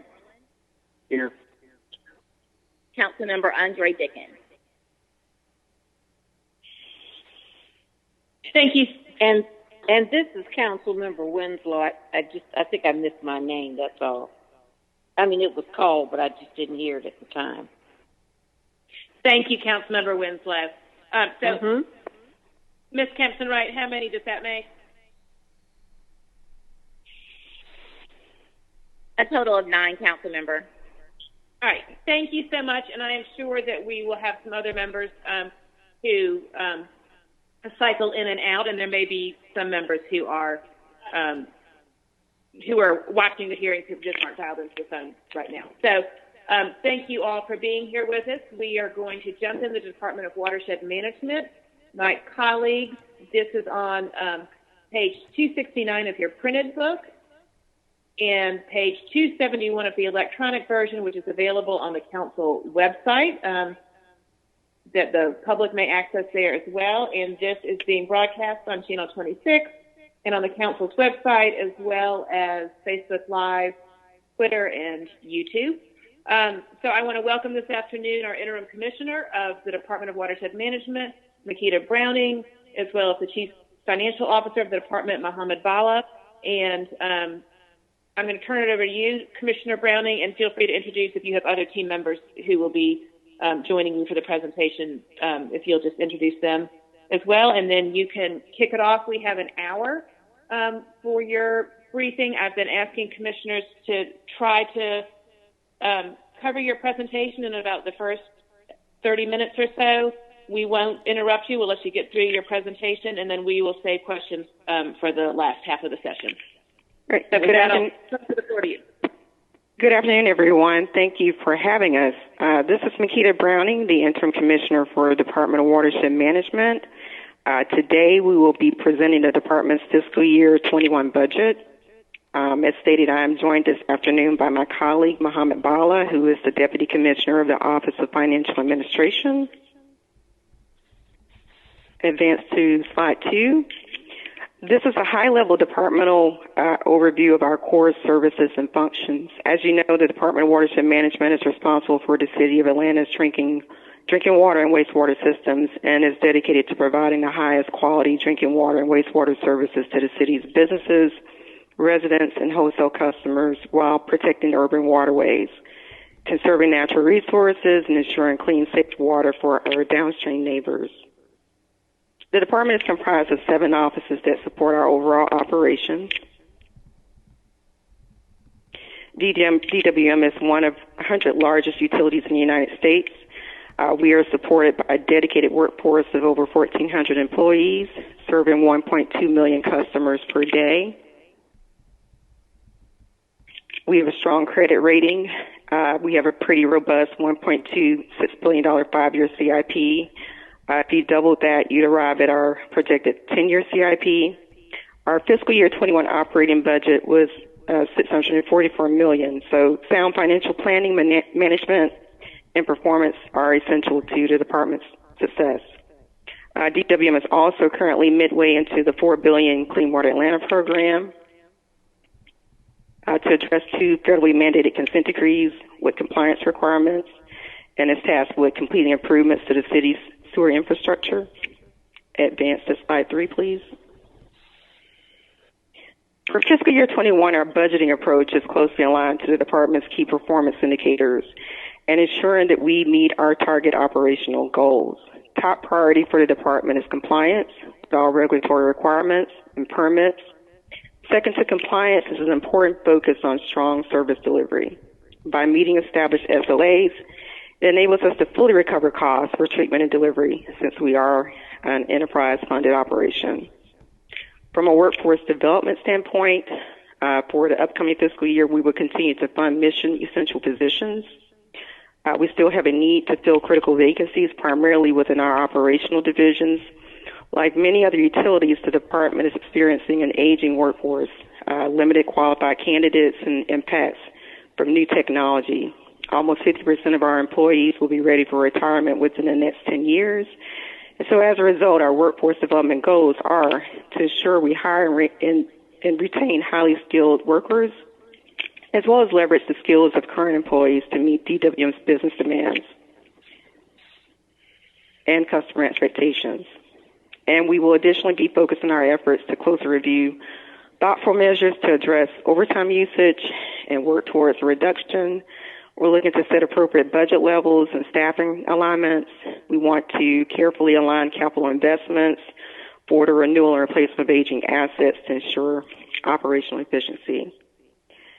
And at this time, I will turn the presentation over to Deputy Commissioner Mohammed Baller to cover the next few slides. Thank you, Commissioner Browning. Good morning, afternoon, everybody. The first slide essentially represents a high-level overview on our major revenue sources and the impacts that we're anticipating to have from fiscal year 20 to fiscal year 21. As you can see from our primary sources of revenue, we're anticipating a $40 million reduction in revenues. The bottom donut charts show the appropriations. As you can see, most of our appropriations are non-departmental. However, there's about $247 million or so that supports the O&M portion of the Department of Watershed Management. We'll discuss in later slides. Also wanted to note that for fiscal year 21, there's going to be approximately $16 million in GFA anticipation reimbursements to cover 5052 capital asset costs. Next slide, please. This slide highlights our major revenue sources and our anticipated impact from COVID. As you can see in the top charts, which represents our water and sewer revenues, for FY20 we budgeted $475 million. For FY20, we anticipate to come in roughly at $465 million. That represents a strong first 7-8 months of the year.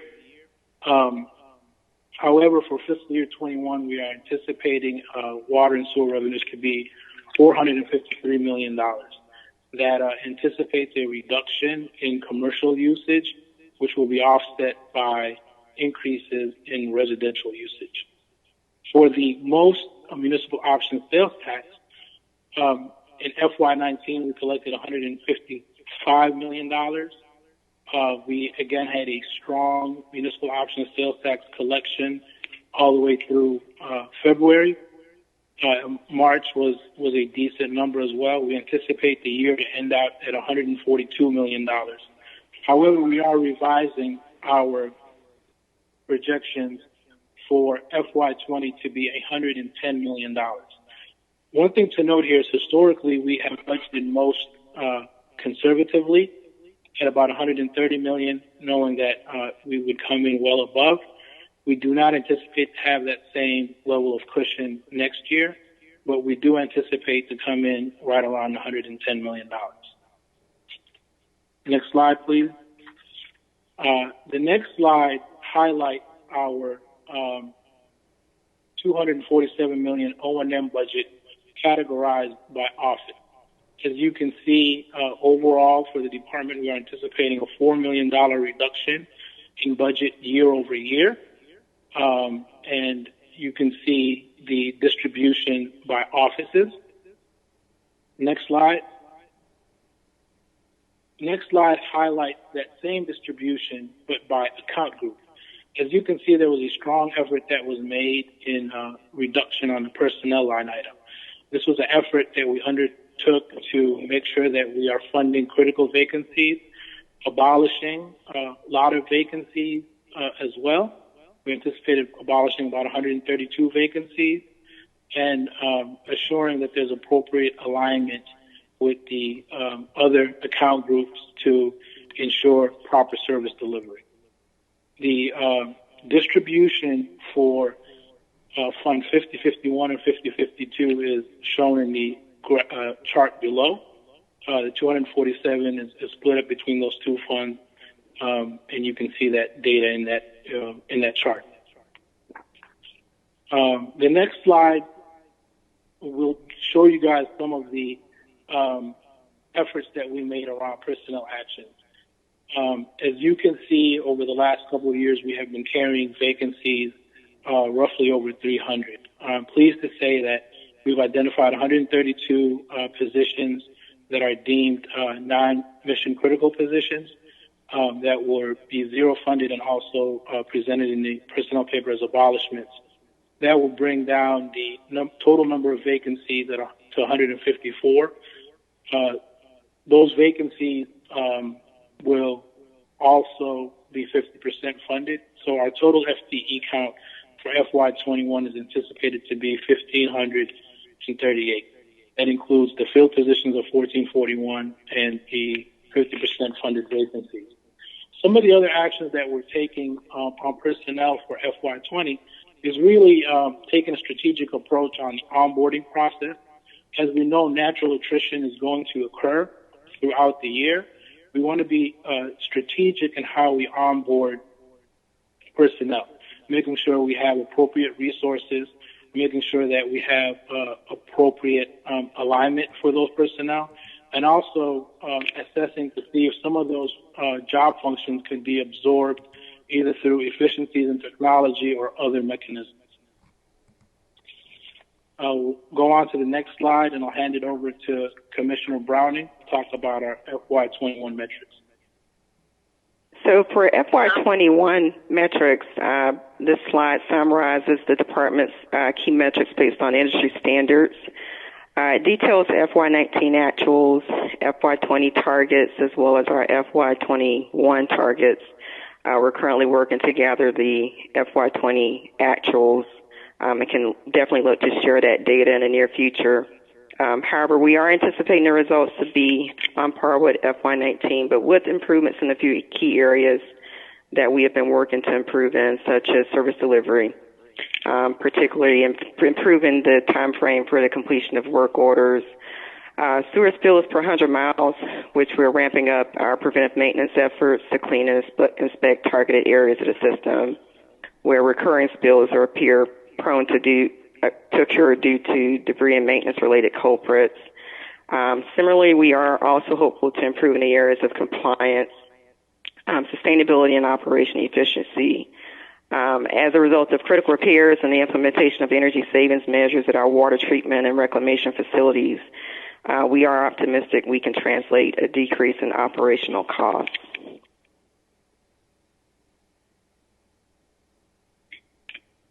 Next slide. We've also included in the appendix several supplemental slides that provide more data and context to the information presented today. Subject to your questions, this concludes our presentation. We sincerely thank you for your time and attention this afternoon. Thank you so much, Commissioner. I believe I have Councilmember Overstreet as first in line with questions.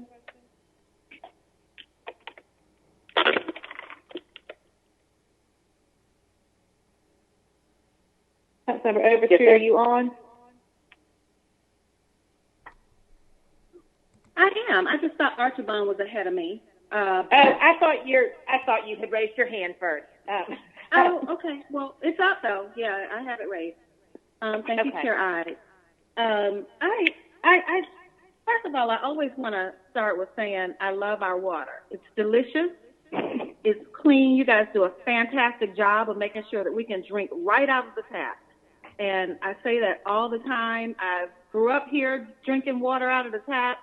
I do buy water, hate to lug it home, but I drink water right from my sink often.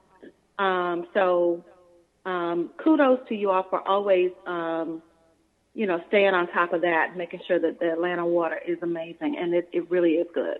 And thanks for bringing it out every chance you get. When we get on the other side of this pandemic, I'm sure you guys will bring our water monster back out because it saves us a ton of money, and people get to know that they can drink our water. Thank you, Councilmember Overstreet. And I as well am a native and drink our water, and I think we have the best tasting water in comparison to a lot of major cities. So thank you for that. We do. And my next question, and this is the only question that I have actually, is since I've been on council, I've noticed that our contracted services are going up and up and up and up. And so like this year, since 2018 until now, just in general, the watershed budget just balloons and balloons. But it looks like under the contracted services, it balloons more than how we're actually paying our workers, and in a major way actually. And the budget for watershed has changed since 2018 to now, from $175 million to $187 million in expenditures, to $210 million for this particular season, and then up to $213. And so since I've been on council, that's a difference of like $38 million plus. And it looks like a big chunk of that goes towards contracted services. And that's not a trend that I'm a fan of, because I think that we hire great employees, and I want to make sure that we are looking at this. It seems to be ballooning. Can you give me some information about that? Absolutely, and I feel your sentiments, and it's an area where we're going to look to improve in, hopefully with FY21 and years to come. I think a lot of that is attributed to us just really working diligently to balance resources internal that have been really focused on a lot of the critical emergency work, whereas we've focused some of our contracting services to also assist with some critical, more complex work, but also to help with curing some of the backlogs. So as we really work to, and I think for FY20, we did a good job of really trying to balance work with our internal resources plus the contracting resources to address the backlog and really begin to see some improvements there. Also, we're dealing with some of the challenges in our treatment plants with solids disposal, and working to come to some sustainable solutions regarding that topic. And so that has translated in increased contracting services as well. So it is a focus for FY20 for us to really give some careful thought on balance the work that's being addressed by internal resources, recognizing that those are our frontline staff, boots on the ground. We appreciate their support and their hard workers, and then also balancing the contracted services support that we employ. Okay. Well, thank you for stepping up, being our interim commissioner during this time. Just wanted you to know this was concerning to me, and let's keep our eye on it and make sure we're balancing and using our competent employees. Absolutely. Noted. Thanks. Thank you, Councilmember. I would like to add just one thing as well. A lot of that increase over the years has been due to a re-emphasis on our wastewater treatment plants. For a long period of time, there was a deferred maintenance approach on those plants. And so the last couple of years, we have been doing some catch-up. One thing to know about contract services too, when you look at both operating funds together, 5051 and 5052, for FY21, we're actually going to see a slight reduction. So if you combine both the operating funds, there's $92 million in OWTR funding, and next year's funding, that's going to remain flat at $92 million. The contract services is going to see a slight increase year over year. Okay. Thank you for that additional information. Thank you. All right. Thank you, Councilmember Overstreet. Next is Councilmember Natalie Archibald. All right. Thank you very much, and I concur in thanking Ms. Browning for stepping up in such a competent and just competent way, ready to go. I appreciate that. I've had the opportunity to talk to Mr. Bala offline about our projected revenues relative to the most in sales tax, and also around the commitment to not increase the rate for our ratepayers. So can you speak to that now? Yes, absolutely. So our fiscal year 21 budget does not have the anticipated rate increase in that budget. So our rates will remain flat for our FY21. What we're going to see is a slight reduction in water and sewer revenues year over year. So we're anticipating those to be about $453 million for FY21, which is sufficient for us to continue our operations. The impact primarily is going to happen is at the end of the year when we sweep the reserve balance to the renewal and extension fund. That's the fund that funds our capital program and capital operations. So we will see an impact there on some capital projects. Commissioner Browning is working very hard and diligently to recalibrate that program. We're actually going through those efforts now to see which projects can be identified for deferral, and also to look for other sources of funding. We have good relationships with GFA and WIFIA, who are going to hopefully step up to the plate and allow us some really cheap borrowing rates that can help us get over the hurdle without having to increase revenues to meet those requirements. And to that last point, when we talked offline, I asked you, did you foresee any reductions in the availability of those low interest rate dollars from the state? Yeah, actually, we don't see any reduction in availability. The current commitments that we have with them stand. We actually have been having conversations about increased capacity. So as they work with their federal partners to see what type of program incentives might be there seems to be an appetite in the marketplace for increased funding capacity for utilities. Awesome. That's great. And I fully support the mayor's executive orders that are asking that there be no service disconnections during this time. Is that going to create some elasticity or some significant reduction in revenue that we'll be adjusting in this current fiscal year, or how do we navigate through these days? Right. So the impact to those administrative orders will essentially be on our collection rates, so not our revenues. There might be a slight uptick in collectible accounts.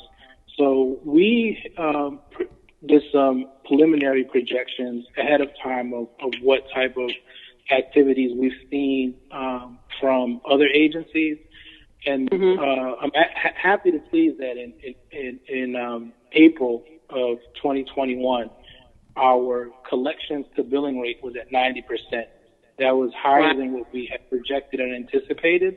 We were projecting that to be somewhere between 80 and 85% is what we were seeing collections for other comparable utilities who had similar orders in place. So that in itself is positive news. We'll continue to assess collections over over the period. As it stands now, the administrative order has been extended through June 30th. However, I think a lot of our residents and ratepayers are stepping up to the plate and paying on their commitments. And we do understand that it's a balance. So we'll continue to work with the ratepayers and customers who need help. We've also suspended late fees and penalties, and we'll work with customers to enter into appropriate payment plans and terms whenever needed. Our partners at 311 have been doing a great job in coordinating with customers and their needs. Wow, all that's good to hear. It goes back to what Councilmember Overstreet said. Our water is just delicious, so people don't mind paying for it. So that's really good to hear. My next question is related to the loss of the interns. I saw a $200,000 reduction. How many interns do we typically have, and what kind of plans are for bringing that program back online? So, Councilman Archibong, I believe we have anywhere typically between 150 or so interns during the summer. Obviously, we were sad to have to put that program on pause, and but we are hopeful to look to reactivate it at the appropriate time in the future. So, once we get through the conditions we're in, it's something that's still a very top priority for us. But for now, it's on pause. But I think typically it was between about 150 to, I think our max we've seen is maybe 200 that was brought on board for summer employment. I've heard great reviews from that program. It's important to train our, next generation of water, sewer engineers and experts. So I appreciate that there will be an opportunity to revisit bringing this internship program back online. That's really important. In your budget, thank you. In your budget, one of the things that the department, and you've been around a long time there, the focus on training and making sure our workers receive additional certifications, is any of that being reduced in this upcoming year's budget? So Paul, if you can go first. Sure.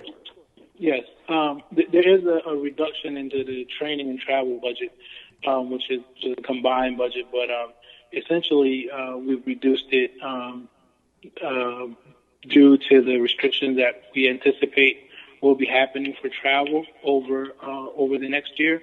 But there is still sufficient funding to allow people to do training from home or locally to enhance their skill sets. And I'll pass it back to Commissioner Brown.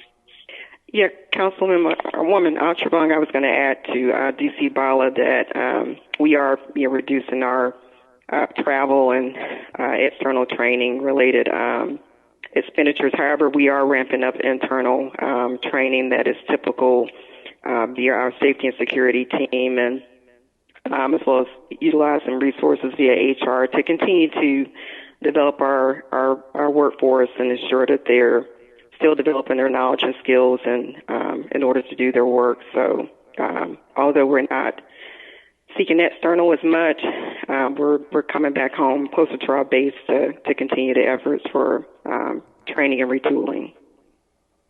Well, that has long been my position. I've always been concerned about the cost of going to West Georgia and all these other external out of the city locales. And so I think bringing it closer to home may be the model for the path forward. So I thank you for keeping the emphasis on allowing our staff and employees to be trained and the best in class. And so I just look forward to hearing more about that as you see the benefit of this new way of doing business. So thank you. Thank you. All right. All right, that's all my questions for now. All right, thank you so much, Councilmember Archibong. Next up, I have Councilmember Antonio Brown. Thank you, Madam Chair, and thank you, Commissioner Browning, and to your entire team for the presentation. I just have a few questions. I wanted to first find out about the uncollected balances. I didn't see that in the budget book, and I was wondering if, one, that can be provided, what the current balance that's budgeted for FY21, and what the variance is from FY20 to FY21.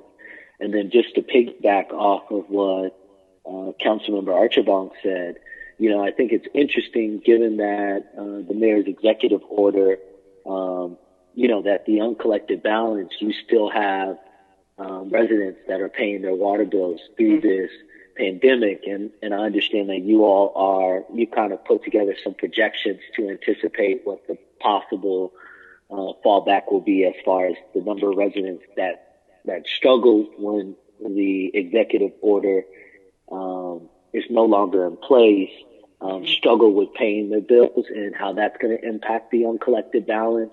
And then just moving forward, I think what's important is if council can be kept abreast of the uncollected balance and where we are, maybe a biannual basis, just where we are with that balance account. I think that's extremely important. I've raised some concerns earlier this year around that amount, and I understand that that is an accumulative amount. And I was trying to understand where those uncollected amounts were coming from. And I know they're unpaid water bills, but where specifically, because the amount was quite large. I mean, it was over $100 million, if I'm not mistaken. An accumulative amount of over $100 million that had been written off within watershed management. So if you all can just speak to that, and then I have a few more questions after that. Okay, D.C. Bala, would you like to answer? Yeah, absolutely. So in our budget, we normally anticipate around 4% on a bad debt expense of 4%, which is in line with major utilities around the country. For FY21, we revised that from 4% bad debt to a 5% bad debt, which is essentially a 20% increase in the bad debt expense that we're anticipating. But keep in mind that we're anticipating less revenue as well. So there's that offset. As far as the accounts receivable balance, we have a monthly tracking on AR, a report, and we'd be happy to share that information with you. And yes, it is quite large. $100 million that has occurred over the start of the utility. So you think about a $450 million utility. Generally, about 9 to 10 million of AR happens every year, and that continues to add. So the accounts receivables are due to the utility. We make efforts on collection, but we're also balancing that with taking a more measured approach on disconnection. So while most utilities are very draconian in their methods to collect, we tend to have a more balanced approach. In fact, with our collection efforts, we had a phased approach to collection efforts that targeted the largest users and largest balances first, tend to be commercial and multifamily, and then eventually segueing into single-family residential collections.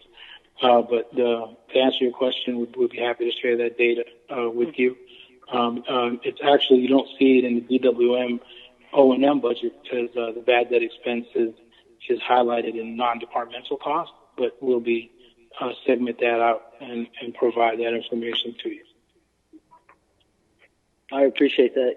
I've always found it interesting that, for an enterprise that brings in so much revenue, but in addition to that, has such high expenditures, and in addition to that, has a certain amount of write-offs every year, and to still be profitable, that says a lot to me. kudos to you all for everything that you're doing to help streamline the processes and be as efficient as possible. I would love for you all to work with council to see what else could be done. I mean, when you talk about over $100 million being written off, I mean, collectively and cumulatively, I mean, I just think that's a huge amount of money, and right. You know, I think we need to have as council, we need to have a better handle of understanding what that consists of. And I'm not sure what that reporting needs to look like. But I just wanted to raise that. My other question was around in the budget. You all are projecting around a $500,000 increase in other costs for FY21. What are and you may have covered this. I just didn't. I came on kind of late. I apologize. It's actually 439,000 increasing in other costs. What are those other costs, and what's driving that variance?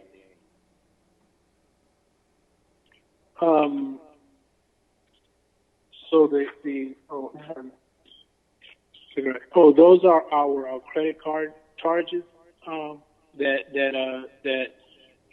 we have servicing for credit card fees. So as we go more digital and as we push more of our customers to pay online, those charges that the carriers, Visa and MasterCard, charge for us to utilize those costs have increased. So it's a net benefit overall. It comes in as a cost, but there's actual inherent efficiency in it when people are paying, utilizing more online channels rather than coming in person or sending in checks that have to be processed in other areas through lockbox agreements and other mechanisms. That's a huge variance. Almost $500,000 going to credit card surcharges. Can you provide council with a breakout of that other cost expense line item? And then, sure. How are we operating when it comes to our merchant providers with regard to, these merchant providers can sometimes, and I'm not saying you all aren't doing your due diligence. I'm sure you are, but these merchant providers can tend to get over quite a bit, and you find yourself paying these astronomical merchant surcharges where there's more efficient ways of operating within the credit card space that would alleviate a lot of these costs. I remember I was working with an organization before, and they were paying almost $1.5 million in credit card surcharges just to find out that they had to issue a refund of close to 2/3 of that because they were just taking advantage of the lack of understanding and education around the merchant processing side of the business. So I would like to get a better understanding of that too, because how much revenue with regard to payments you all are taking in that would result in almost a $500,000 increase in credit card merchant fees. So we right now are about close to 40% of our revenue comes in through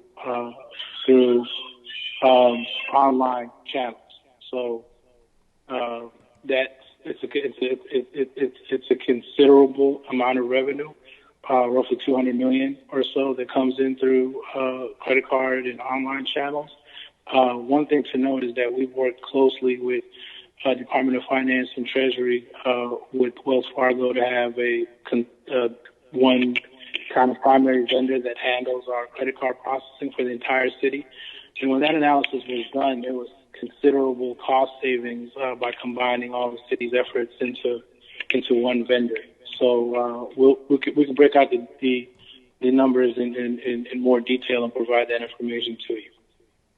Yeah, that would be great. And again, thank you for everything that you all are doing. And I'm glad that Commissioner Browning, you're on board and moving things forward steadfast. So thank you all. Thank you for your support, CM Brown. We appreciate it. Thank you, Councilmember Brown. And we're going to circle back to Chairwoman Archibald. Yes. Thank you. Thanks. Councilmember Brown reminded me of a related issue. Mr. Bala, didn't we pass some legislation, or wasn't there a policy change relative to the amount of credit card fees we are charging our ratepayers?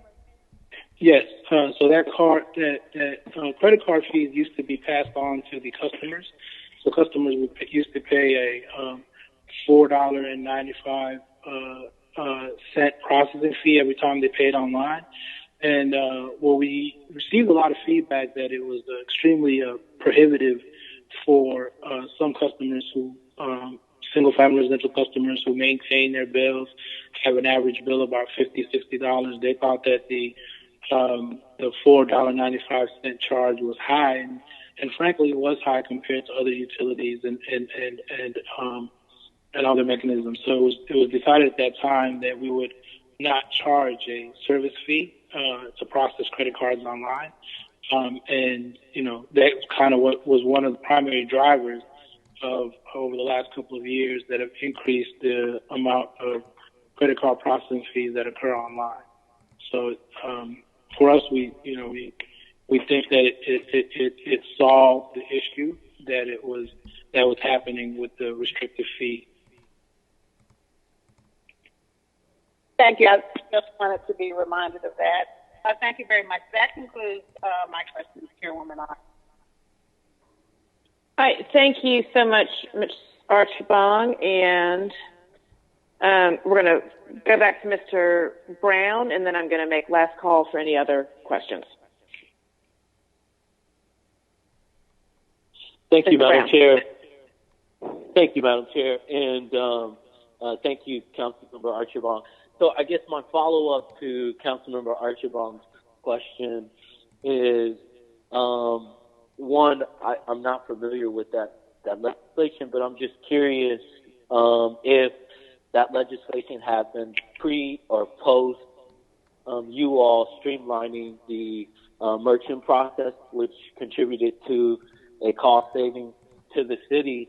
If you could just kind of give me the timeline around that, just because I'm trying to understand if maybe this is something we need to revisit, and now that we've been able to adapt the cost savings, maybe the credit card merchant fees are less, so it's not a $4.90 burden anymore. But I think for, just the condition of the city and just watershed management period, this is something that I kind of see on the back end that still aligns with kind of like the condition of the write-off, where, we're kind of left to do this now because we've taken on the burden as a city. And, and maybe at that time the burden was too high at the $4.95, but with the cost savings, maybe it's changed. So if you could just provide some clarity there, that would help out a lot. Yeah, sure. I believe that the decision to remove the credit card services happened in late 2017, 2018, and it was right around the time when the city was going through the effort to consolidate one service provider for online payments. So they kind of happened hand in hand, or they weren't too far behind each other. Trying to think of the timing on the top of my head, but I believe reducing the fees occurred right around the same time. Understood. So, could you all and Commissioner Browning, I'll leave this up to your discretion, but could you all provide an analysis to council on just an understanding of, one, what the cost savings has been since we streamlined the merchant services process, and then second, kind of analysis on what would be a fair surcharge for us to provide to the residents to process credit card payments, just for us to have something to consider long term in determining whether or not this is something we want to, after given consideration and just kind of reforming the process as a whole, and understanding what the industry standard is, potentially present an opportunity that I believe is fair, where we would place these charges back onto the residents at a lower cost, or something that's fair and comparable to other cities, and also while saving watershed management money on the back end. Hi, Councilmember Brown. Yes, we can provide that analysis in a form of white paper to you. So we'll work on that right away. Okay, thank you so much. I appreciate it. Madam Chair, I'll yield back to you and the colleagues. Thank you, Mr. Brown. All right, I'm going to make my last call. If there are any other council members that have a question for watershed management, send me a message or just speak up. All right, I think that is it. I want to thank you so much, Commissioner Browning and DC Bala. That was a very informative presentation. It sounds like particularly some of the utilities committee members would like a little bit more data on this credit card information otherwise. So we will reconnect with you all on any outstanding items, but I want to thank you for your time today and for working hard to present a very tight budget this year. We appreciate everything that all of the departments are doing to help us manage the situation and continue to provide solid services that our residents expect. So we're going to take a brief recess. It's 1:17. We're going to come back at 1:30 for Invest Atlanta. So this line is going to go on mute until 1:30, and I will see my colleagues back here at 1:30 to close out the day with Invest Atlanta. Thank you, everyone. Thank you. Thank you, everybody.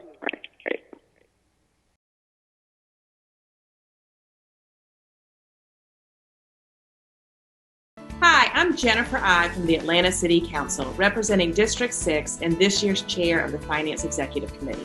Do you have a question, comment, or a suggestion related to the City of Atlanta's proposed fiscal year 2021 budget? The Atlanta City Council wants to hear from residents and stakeholders. Which services do you feel need to be prioritized in the fiscal year 2021 budget, which begins July 1st? The general fund budget is set at $673.4 million. There are several ways to reach out and submit your questions and comments to the Council today and during the virtual town hall meeting Tuesday, June 2nd at 6:15 p.m. Send your email to budgettalk@atlantaga.gov. If you'd prefer, you can submit a video of your question, as long as it's 15 seconds or less. For social media, tweet us at ATL Council using the hashtag ATLBudget. Submit your questions by messaging us on our Facebook page at ATL Council.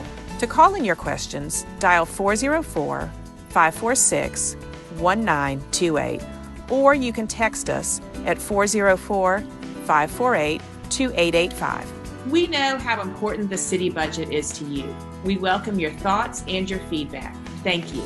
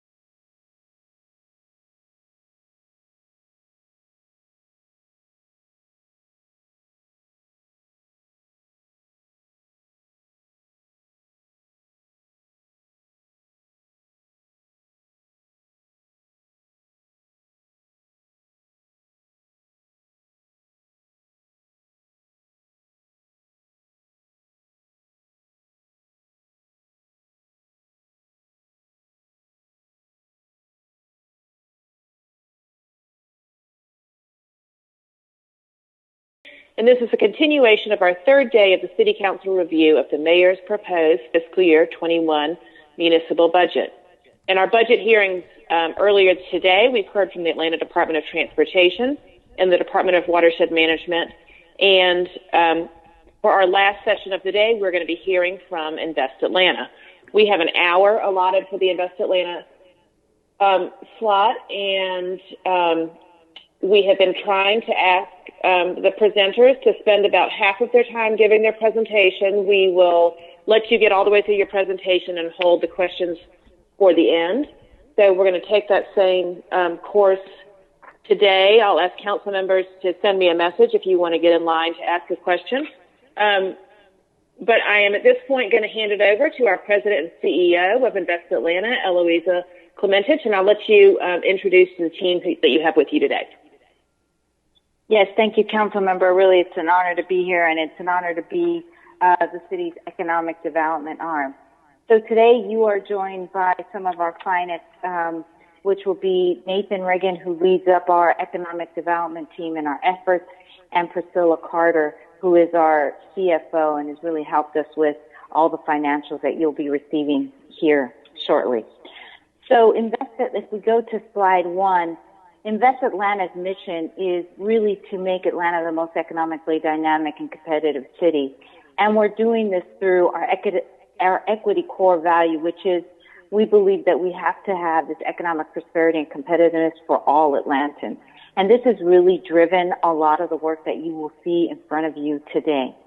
So with that, we're going to jump right in and be respectful of our 30-minute presentation and the rest for Q&A.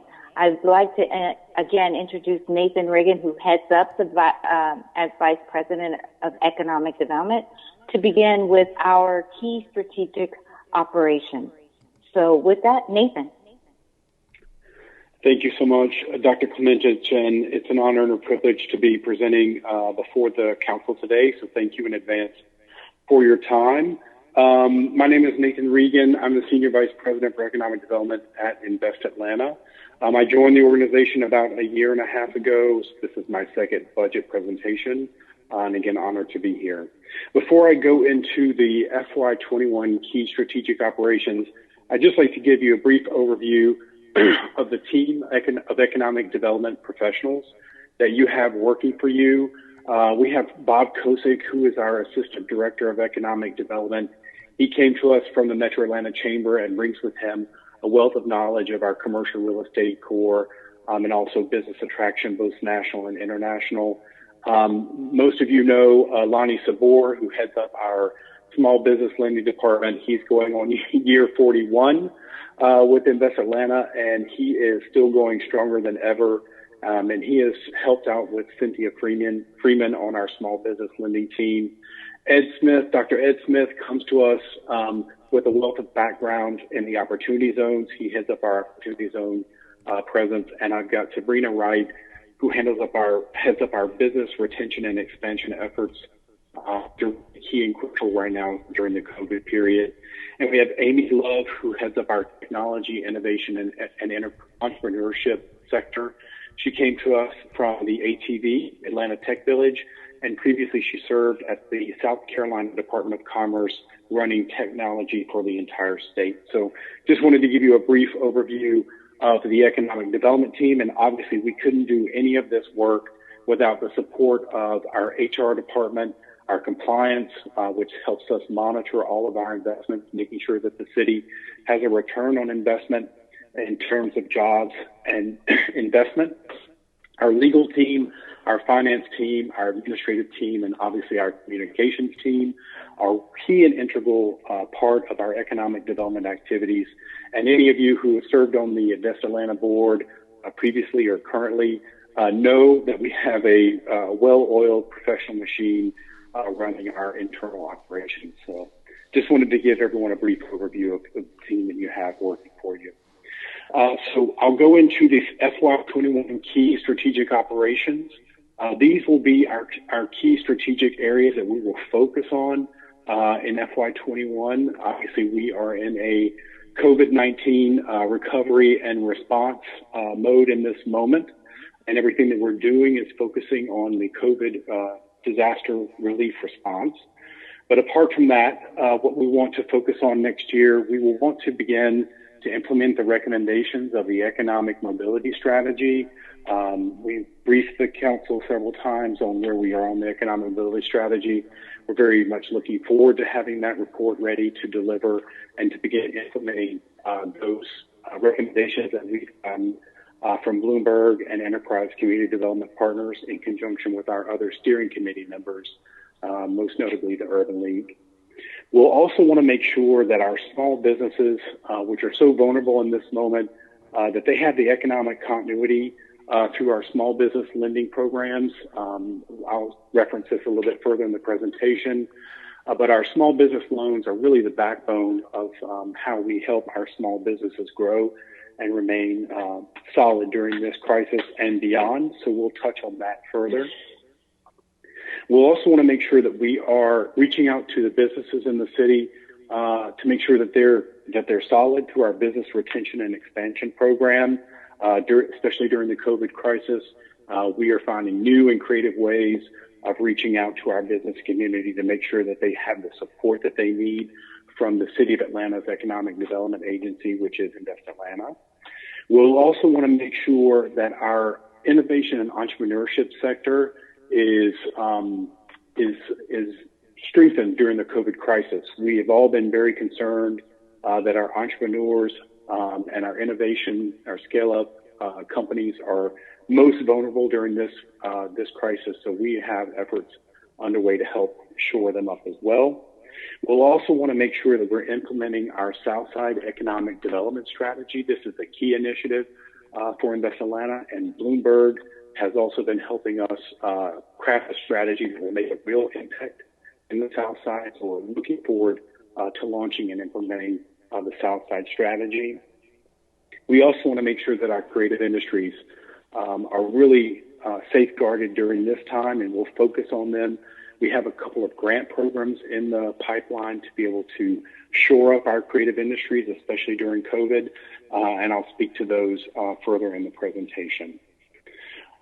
Workforce is an area that we're going to focus heavily on next year. We will be integrating WorkSource into the Invest Atlanta family, and so we are also developing new technology that will allow us to help get the right type of workforce and the right type of jobs so that we can further build out on the economic mobility principles that we've been working on. And then we also want to make sure that we're positioning Atlanta as a global city for business and investment, capital investment in the city and job creation, especially during the COVID crisis. We know how important that is. So we will continue to do that work and put renewed efforts on making sure that Atlanta comes through the COVID-19 crisis stronger than ever. And we're very hopeful and optimistic about that. Atlanta has a very diverse economy, so we want to continue to position Atlanta nationally and internationally. Next slide. And with that, I will pause and I will turn this over to our CFO, Priscilla Carter, to give you a financial and operational summary. Thank you very much, Nathan. If we can proceed to the next slide. Just to kind of continue on, IA, or Invest Atlanta, we do consist of two departments, both our Economic Development Department and our Community Development Department. This budget request of $3 million is for the city's investment into economic development services throughout the city of Atlanta. The prior year budget allocation was in the amount of $3 million, and the current year request is similar at $3 million. This will support the 13 full-time employees that Nathan mentioned on the economic development team. It also will support 10 programmatic initiatives. And just to highlight a few of the key initiatives, the $1 million spend will be used to support the business attraction and development efforts, the actual implementation of the economic mobility strategy, outreach and support for business retention and expansion programs, our small business lending and outreach, which is critical during this time and during this healthcare crisis, to support our creation, innovation, and entrepreneurial efforts, to support the ongoing operations of our iVillage, to implement the Southside Economic Revitalization Strategy, and to use some of the funds that we have today to create a grant program and grant fund to support those businesses, and also to provide a consumer protection consultancy for our clean energy program. Our support services and operation costs are represented by a 20% allocation for economic development, which is based on headcount. And just to note that the total headcount at Invest Atlanta is 62 full-time employees. The $500,000 for support services will support the marketing team to develop an effective outreach strategy, our finance team to maintain sound fiscal policy and internal controls, the legal and compliance team ensuring our grantees have met required metrics and contract terms. The $300,000 in operating costs support fixed costs such as our rents, utilities, and insurance. And moving forward with some of our proposed personnel changes, on the next slide, due to the current pandemic or healthcare crisis, as a team, as an organization, we've been striving to do the best that we can in terms of our ability to maintain our current staff level. Our teams have had to pivot quite significantly during this time to best serve our small businesses and our residents, which from a personnel standpoint has led to a reassignment of staff from traditional community engagement roles to better support the business retention efforts and the small business loan and grant intake processes.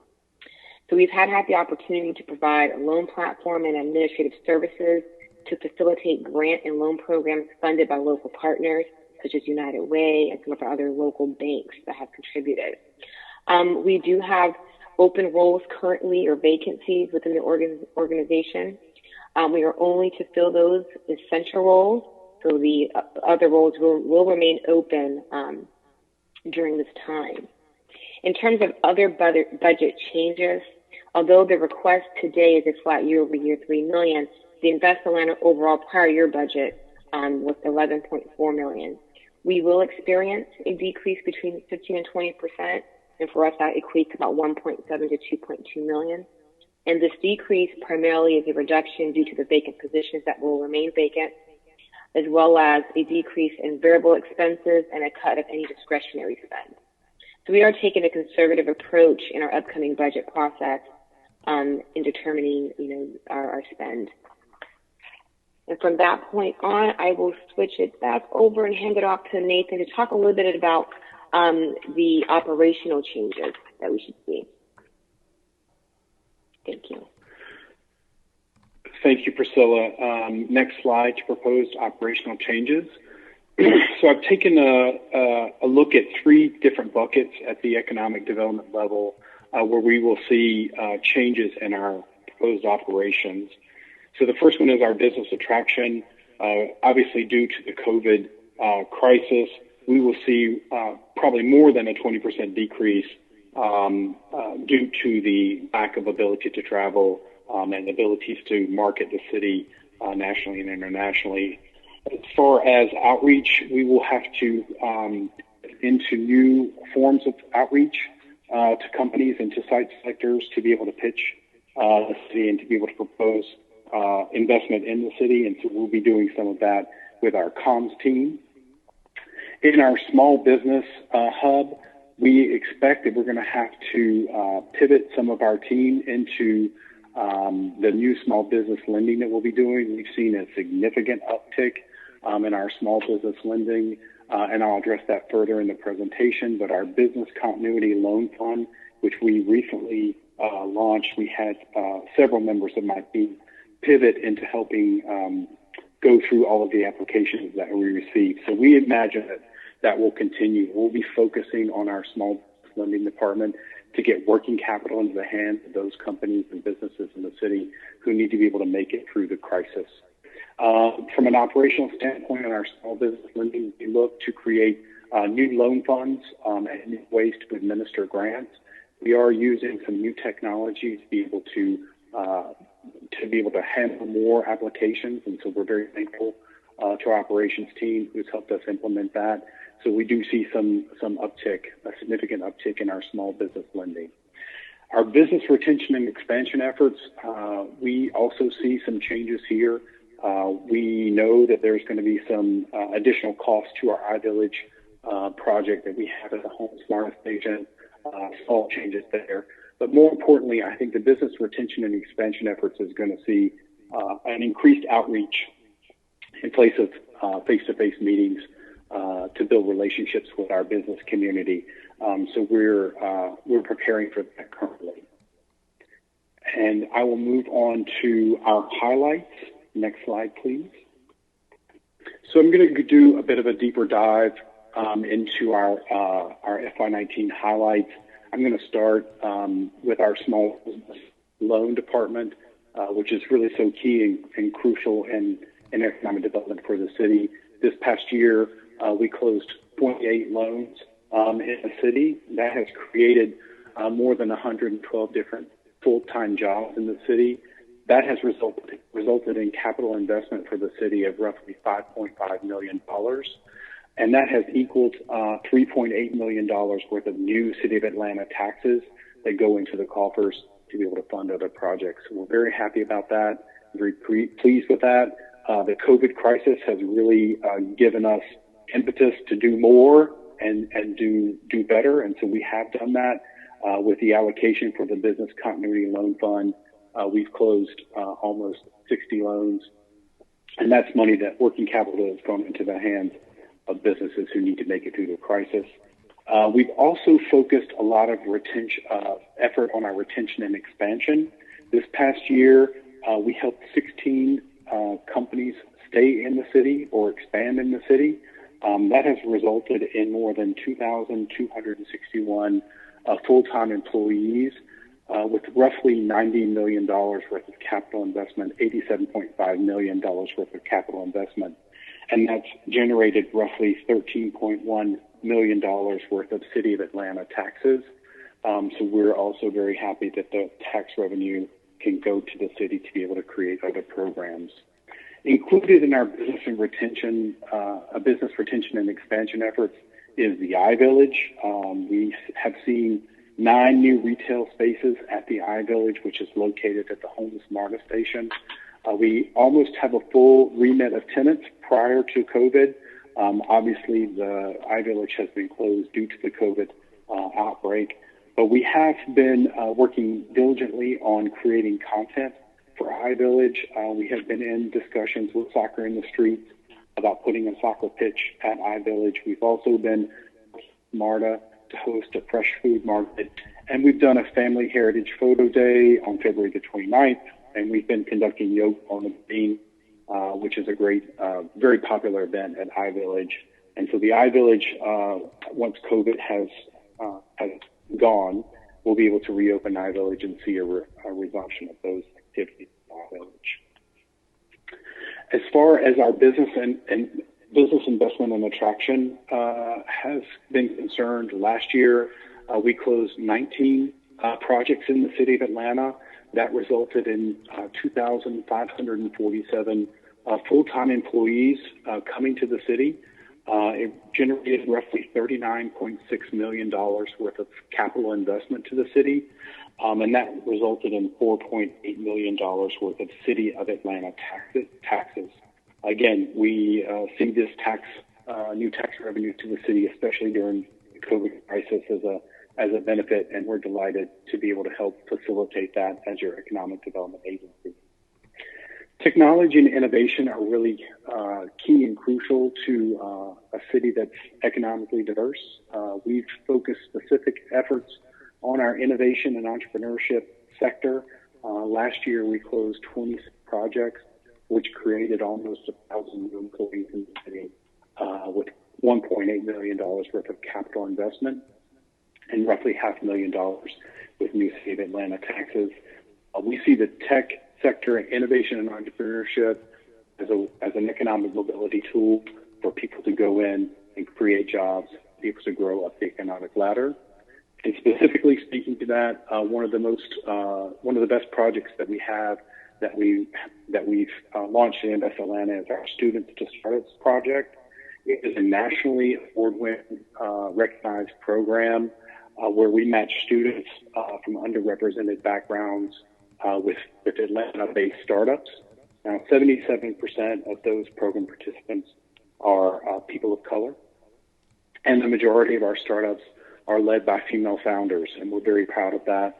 And interestingly enough, 64% of our interns continue to work with startups beyond the program, and we've seen full-time hires also as a result of that program. So we're very proud of that. Unfortunately, this year, due to COVID, we had to postpone this project, but we hope to bring that back next year, and so we appreciate your support in helping match these students to startups that end up in full-time positions. The creative industries is another area that I'll highlight here, is that the creative industries, which is film, music, television, gaming, esports, is a critical part to the economic prosperity of the city. This past year, we closed 6 projects, which generated roughly $18 million worth of capital investment and created 453 full-time employees. So we've also been working with the Mayor's Office of Film and Entertainment to create a grant relief fund, which I'll discuss later, in our creative industry sector to be able to get those gig workers through the COVID crisis so that they can continue to do great things for our city. I also want to talk about our Southside Atlanta initiatives. We've created the Accelerate Southside program. This was a 2-part pilot program, which was an immersive business accelerator training offered by the Guild. So in 2019, the Community Wealth Building Business Accelerator. That has also got a commercial down payment assistance program that we offer at Invest Atlanta, and we've worked with several of our partners very closely, the NEKC Foundation, Wells Fargo, the Atlanta Wealth Building Initiative, and the Russell Center for Innovation and Entrepreneurship. Our first cohort in Atlanta Accelerate Southside consisted of 21 minority-owned businesses, primarily focused on food and beverage, beauty and wellness, and apparel and home decor, and we're very proud of that program. And all of that leads us to our 2019 metrics and highlights. So for this year, as I said, we've closed 28 small business loans, have generated $1.3 million in small business lending. The overall City of Atlanta tax revenue that we've created is $22 million, with 7,636 new jobs and $134 million worth of capital investment. That all being said, we certainly are in a COVID world at this moment, so we're very, very acutely aware of the effect that COVID is going to have on our metrics for next year.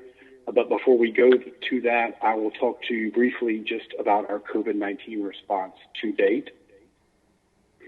We've come up with several different buckets of response and relief efforts, and I'll talk about our loan program first. We launched our Business Continuity Loan Fund. It was one of the first in the country. This was the 3rd week of March, and as soon as the mayor announced her $7 million commitment to relief efforts, Invest Atlanta received $1.5 million of that, and we have loaned all of that money out, and so we're currently at the end of that funding period. We hope to be able to create a number 2 program on that. And then as far as our other loan programs are concerned, we knew that our current loan recipients were going to need to have some sort of flexibility in their payments. So we reached out immediately to all of our loan recipients and offered them a 3-month deferment. That deferment is coming around now, and we're going to reach back out to all of our loan recipients and ask if they need additional time to defer their payments. And that is part of the flexibility that we have at Invest Atlanta. And so we thank you for your support in our loan program. In combination with the Mayor's Office, we created 2 grant programs. One is the CreATL Relief Grant Program.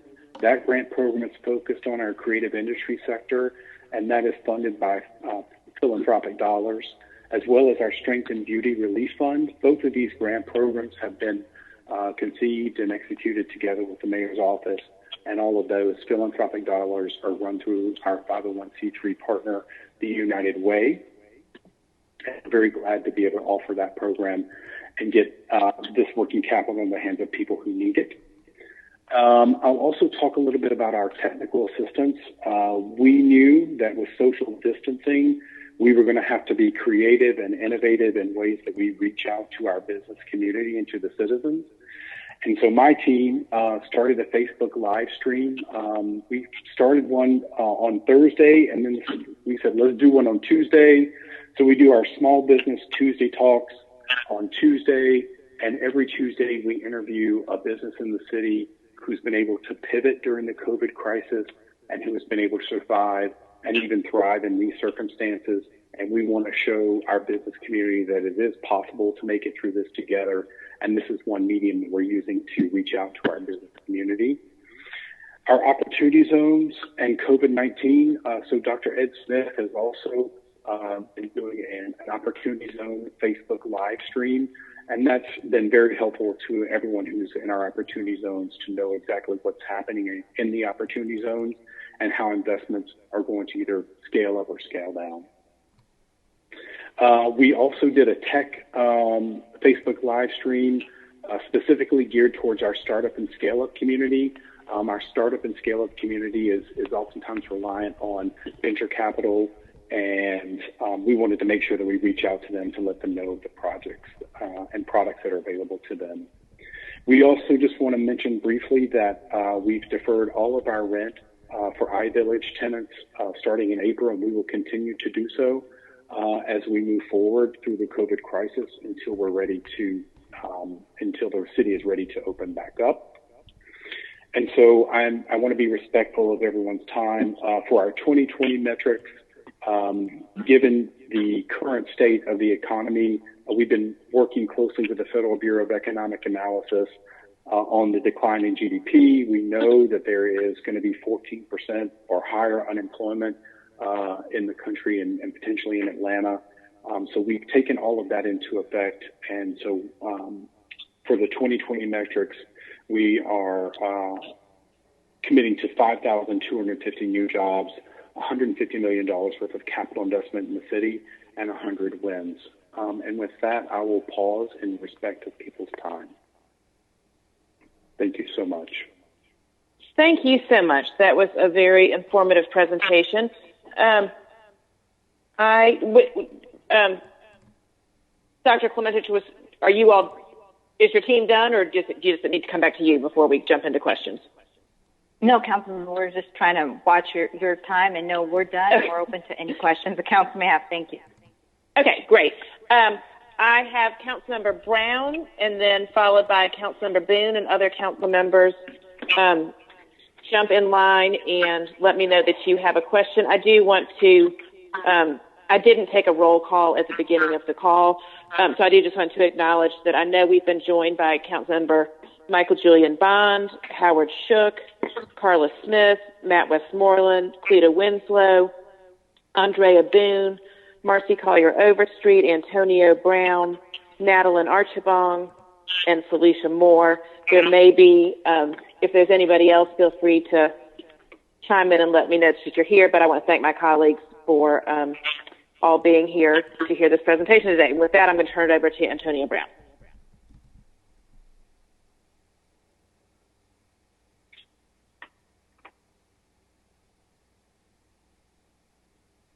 Mr. Brown, you there? Yes, I'm here, Madam Chair. I apologize. I was on mute. I apologize. Dr. Klementich and Nathan, thank you so much for the presentation. I'm going to start my questions with the Business Continuity Loan Fund was only for $1.5 million, and that $1.5 million created a bit of a burden on staff levels processing 60 applications within Invest Atlanta. We know from the mayor's executive order that there is potentially another allocation of approximately $16 million through the Federal CARES Act. And I want to understand if you all have accounted for staff levels for the anticipated small business funding for at least at the minimum of that $16 million that's been designated to small businesses within the city of Atlanta. Dr. Klementich, if you would like for me to answer that, I'd take a first pass at that if you would like. That's great. Go ahead. Okay. Yeah, and thank you so much. And Councilmember Brown, you're exactly right. We knew that this was going to be a citywide crisis, and we were inundated with applications, as all of us are well aware. About halfway through our process, we looked internally to some systems that allowed us to increase our capacity. So we've recently implemented a new software platform called Neighborly, which will allow us to take in applications securely through our website, will give us all the documentation that we need for our underwriting team to be able to quickly evaluate those applications. Historically, we were having people send us their financial statements, et cetera, and it took a long time for us to get that information. So with this new platform, people can safely and securely upload their information into the Neighborly platform, which gives us a completed packet for our underwriting team to be able to go through and then work directly with the applicant if there's any missing information or incorrect information. And then that information will be sent to our credit review committee. So that's one step that we've taken to try and really implement some technology solutions that will allow us to serve our clients better. We also know that we will need increased capacity in our small business lending team. So I have shifted 2 of my employees over to the small business lending team on the closing side.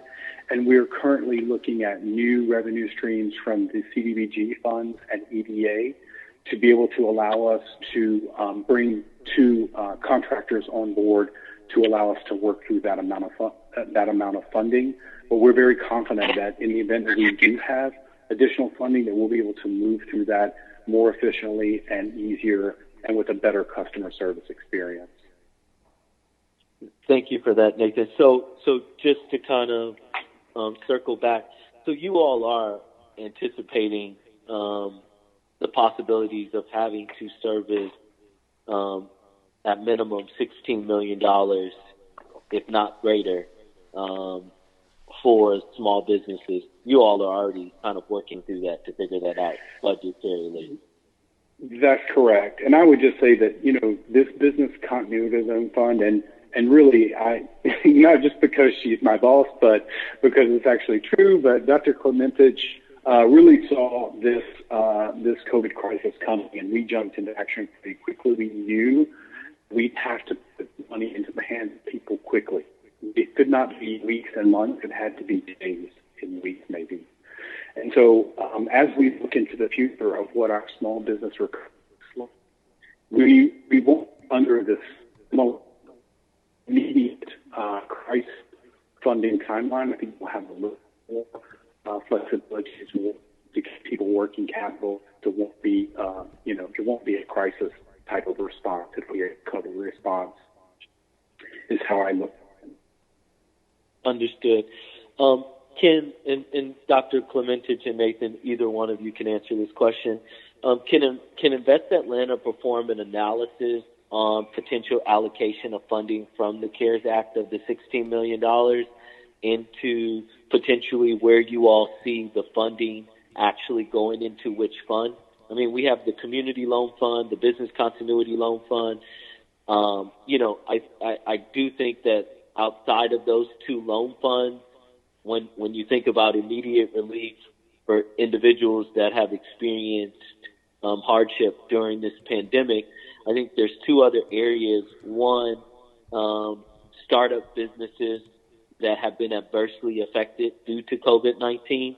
And then also, we've established some grant programs, but to simultaneously also have a loan program for the creative industry space that could be a part of the allocation for the CARES Act funding. If you all could prepare that kind of analysis so council can see, kind of where your thought processes are as far as the $16 million and how that could be potentially allocated, that would be awesome. I'll make sure to do that. Thank you, Councilmember. Absolutely. My next question is, have you all, one of the things, Dr. Clementich, we talked about is meeting community where they are. And we spoke a lot about satellite offices for Invest Atlanta, just because of the challenges that a lot of residents face with having to come, to your offices and just how intimidating that can be. And I just wanted to know, how is this reflected in the budget as far as, I know you've had some arrangements in the past with the Russell Center for Innovation and Entrepreneurship and other areas where you were planning to have satellite offices. And I know now with everything that has transpired, have any of those opportunities shifted, or are we looking at those? Have they been budgeted? Are we budgeting them? If so, what are we budgeting? Yes, I'll let Priscilla take some of this as well, but we have signed a contract to enter in and have a location at the Russell Center of Innovation. That is budgeted, and it's part of our operating cost that she shows. We are also working with our colleagues at Department of Rec and Parks to figure out if there's a location there that we could go. So maybe be out in community, but try to figure out how we leverage current city resources so that we don't have to expend on some hard costs. So yes, we are, and it's been contemplated in there. Now, the reality is, since COVID, everybody's been focused on other things, but the idea is to get back to the idea is where we could go and which parks make sense, which ones have rec centers for us to do office hours. And just to kind of add, this is Priscilla, just to kind of add, we do have a line item for some fixed costs and operating costs, and that's where we'll be budgeting those license agreements or rental agreements for those lease spaces. Hey, Priscilla, is it possible you can provide council with the breakdown of those itemized costs around that allocation? I'm going to have a few more questions that's specifically around that. So if you could kind of just put together an analysis that can be provided to council, that would be awesome. My next question is how much funding has been allocated within the budget to address marketing, promotion, and grassroots efforts to disseminate and educate residents on programs at Invest Atlanta? Sure. No, thank you very, very much for that question. So there are 10 initiatives that will be focused on in terms of the $1 million spend towards economic development initiatives. And within each of those initiatives is an outreach component and a marketing component. So we are going through our budgeting process today, because we are going to have to shift in the way that we outreach and market previous to COVID-19. So our marketing team is working with us strongly and heavily on different facets of how we can best implement and best engage going forward, at least during this crisis.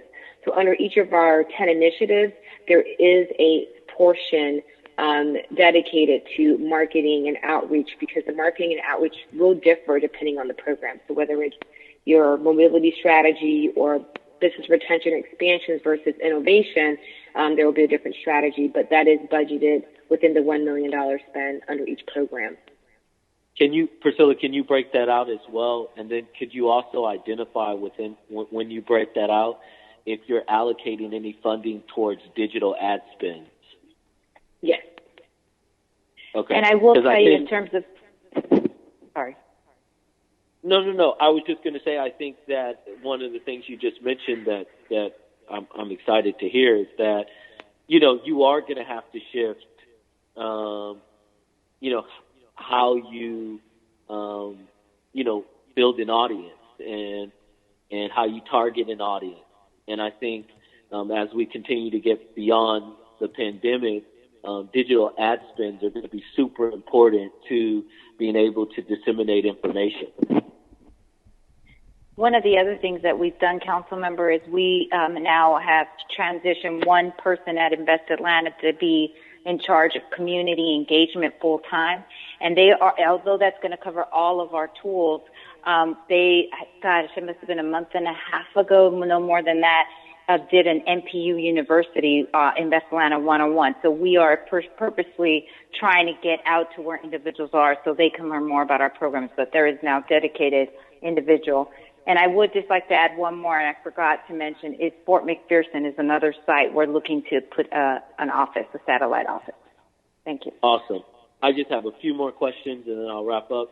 how much funding has been allocated within the budget to provide technical assistance to residents potentially interested in applying for programming through Invest Atlanta? So some of that technical assistance that we are currently looking for is funding, and so we've applied to a whole bunch of places to try to have more funds to do some of this outreach. So you'll see one of the ideas, which is interesting for the CARES Act, is we'd like to potentially have a technical assistance program that I'd like to present for consideration.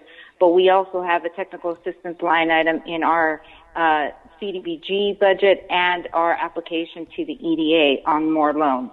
So what we do is on each of those, we're trying to add a technical assistance, because what we've noticed, to your point exactly, council members, that if we want to hit the individuals we need to get to, we're going to need to provide them a little bit more support in the front end so that they are ready to apply.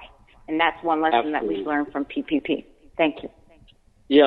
And then how much money have you allocated within the budget to address the attraction of middle wage jobs? And there's kind of a latter part of this is, in addition to that, what is Invest Atlanta's strategy around, not just attracting middle wage jobs, but just middle wage jobs versus just the standard EOF with Fortune 500 companies that, a lot of times we see they recruit degree level positions that don't address our middle wage job opportunity within the city. So I'm just curious of, how much money are we really allocating to truly do this and really push it forward in a way that we can see some impact from it in the city. And I mean, it's kind of like what we talked about earlier, Eloisa, around Microsoft coming into my district and kind of where those jobs are and the level of proficiency that you have to acquire those jobs. And even though the city didn't provide incentive there, what can we do more, and how is that reflected in the budget? I'll tell you, there's two things. I'll just jump in first, Nathan, and you can come in as well. You can tell we get really excited on this one. We want to ensure that we're attracting all types of jobs, first and foremost. But to your point, what we've done is we've put metrics specifically to middle wage jobs. So not only is it in terms of the budget and what we're focused on, but we're also measuring our success on the middle wage and the middle wage goal that we have. And here we're evaluating projects, and for the first time, we hadn't done this before, we're actually calling out. So every business that we are working with to attract here, we're asking how many middle wage jobs are there, and we're getting breakdown of salary. So we are gathering more information as we can. We're also looking at the clusters with the highest rate of middle wage jobs. So in the strategy, and I know we're going to be speaking about the economic mobility strategy next week, so I won't go into the details there, but it highlights which industries or which clusters have a higher rate of middle wage jobs. So in our attraction efforts, we are now going after those sectors like we hadn't done before. So we're trying to figure, to your point, strategically market to them, reach out to them, make contacts with them if we don't have them already. So how do we get them? So there is a very conscious effort by us and our team to go after individuals and companies, I should say, companies within that have a high rate of middle wage jobs. Nathan, I cut you off. Did you want to add anything? No, you stole most of my thunder, but that's okay. No, I would just say, middle wage jobs is a priority for us across the board, as is economic mobility, which encompasses middle wage jobs. And I would just say that all the projects that we look at and that we work with, we're always to figure out where those jobs fall on the spectrum and to make sure that we're recruiting the right types of companies that offer opportunities for people to grow inside of the company and to grow into new opportunities. And so that includes middle wage job growth. I would just note here that obviously through our compliance that we work, we are oftentimes and every single time able to validate that a company has done exactly what they said they'll do for us as a good corporate partner. So we want to make sure that all of the corporations that we attract, we're able to do that through our programs. And so, that's one of the things about the Microsoft project that's interesting is that, we want to see what they do in the city, even though we don't have any sort of compliance over them. Got it. And Nathan, you mentioned earlier in the call, it was on one of your slides, you spoke about the total number of jobs that have been created through Invest Atlanta within the city of Atlanta. Out of the total number of job creations that Invest Atlanta was able to bring in through FY20 and looking forward to FY21, what's the percentage of those jobs that were created being middle wage jobs? Councilmember, glad to get that information to you. We're obviously focusing on that now and moving forward. And this coming year, in our metrics, we'll be parsing out that data specifically so that we can call it out directly. But I'm glad to have my team go back through and look at all the projects that we have supported this year to get you that number. Glad to do it. Yeah, I think it would be just great for us to have some kind of basis, just a basis of where we've been and where we're trying to go. And then my last question is, have we anticipated... Hey, Mr. Brown, do you mind if you've been going for about 15, 20 minutes. I just want to make sure I get to... That's okay. That's okay. They were great. They were great questions, but I do have two other folks in line, and I'm trying to keep us to our timetable. So let me, and we'll circle back to you if there's a minute before we wrap up. Not a problem. Not a problem. All right, I'm going to call on Councilmember Andrea Big. Thank you, Madam Chair, and Dr. Clementage and Mr. Nathan, thank you for that presentation. I will be brief. Just quickly, thank you for the synergy regarding the iVillage project. That's a wonderful, wonderful development. But I would like to know the status of the Strength and Beauty Fund and have those checks started being dispersed to the cosmetologists. Thank you, Councilmember. We've received 106 completed applications, if my memory serves me correctly, and Nathan, correct me if I'm wrong. They are now being reviewed by a committee of 5 individuals. We've gotten a responses, I think, of 4 individuals, so we are now in the process today of putting them in ranking order based on the number of points. There's a point system. We should have that done probably, I'd say, within the next Friday, Monday at the latest. Well, Tuesday since Monday we're off. But as soon as we can, we should be making announcements next week. And then the system has detected that a minimum number of lines are connected to this conference. Do you want to continue your meeting? Press 1 to confirm. If there is no response, Oops, a little IT issue, but I think we can continue. Okay. I'm sorry. Did you get? Should I start? So, Eloisa, so basically by next week. Okay. How many awards will you be making? Well, we are in this phase 1 because I've just been notified that there potentially may be another big grantee. I suspect that this first round will be about 31, and then that there will be a round 2. So I'm just waiting for the confirmation on the next donation. So there will be more. No, will it? Well, I have a few other questions regarding that. That's very important for the viability of the community. So I will email those to you and give you a call. I want to give other council members a time to ask their questions. Thank you. You're welcome, Councilmember. Thank you, Councilmember Ben. Councilmember Westmoreland. Thank you.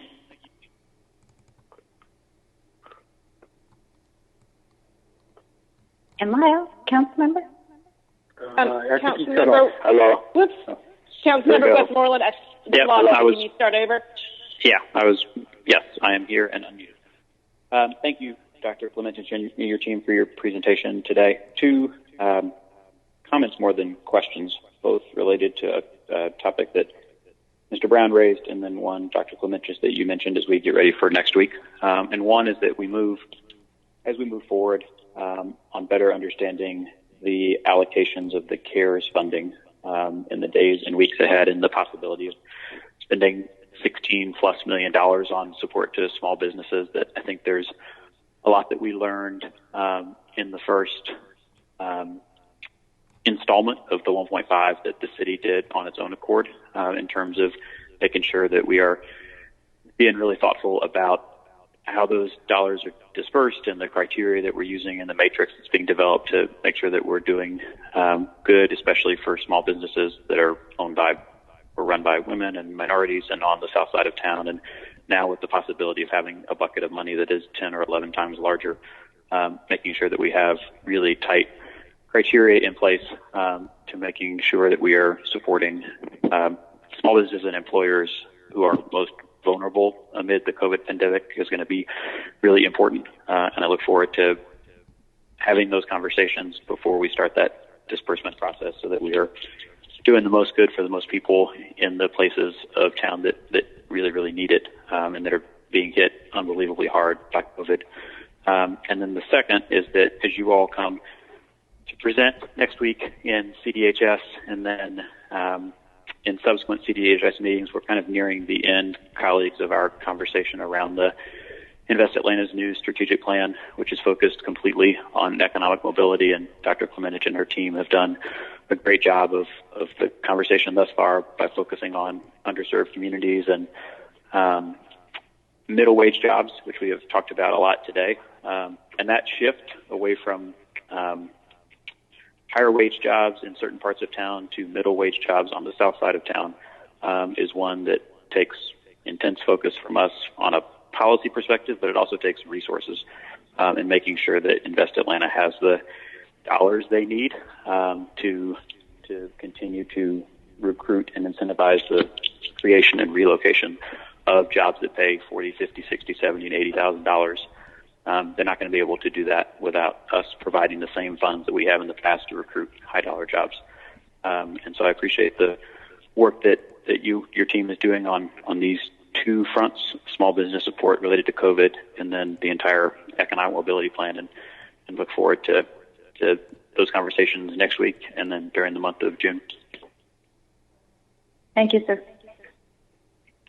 Thank you, Ms. Westmoreland. Mr. Brand, I'm going to give you 2 to 3 minutes, and then I just have a couple of closing comments so we can wrap it up, and we have the mayor's call at 3. So I'm going to turn it back over to you for your final question. Thank you so much, Madam Chair. I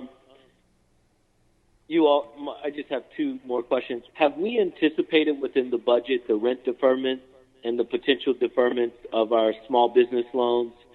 And then also, have we extended any terms of existing loan agreements? And have we anticipated those shortfalls within the budget as well for FY21? Yes, so we have extended the terms on our loan funds. It does have an impact on a slight one. Priscilla, do you want to take that one? Yeah, so the budget that we're reviewing today is primarily over the operational budget and the economic development component of that.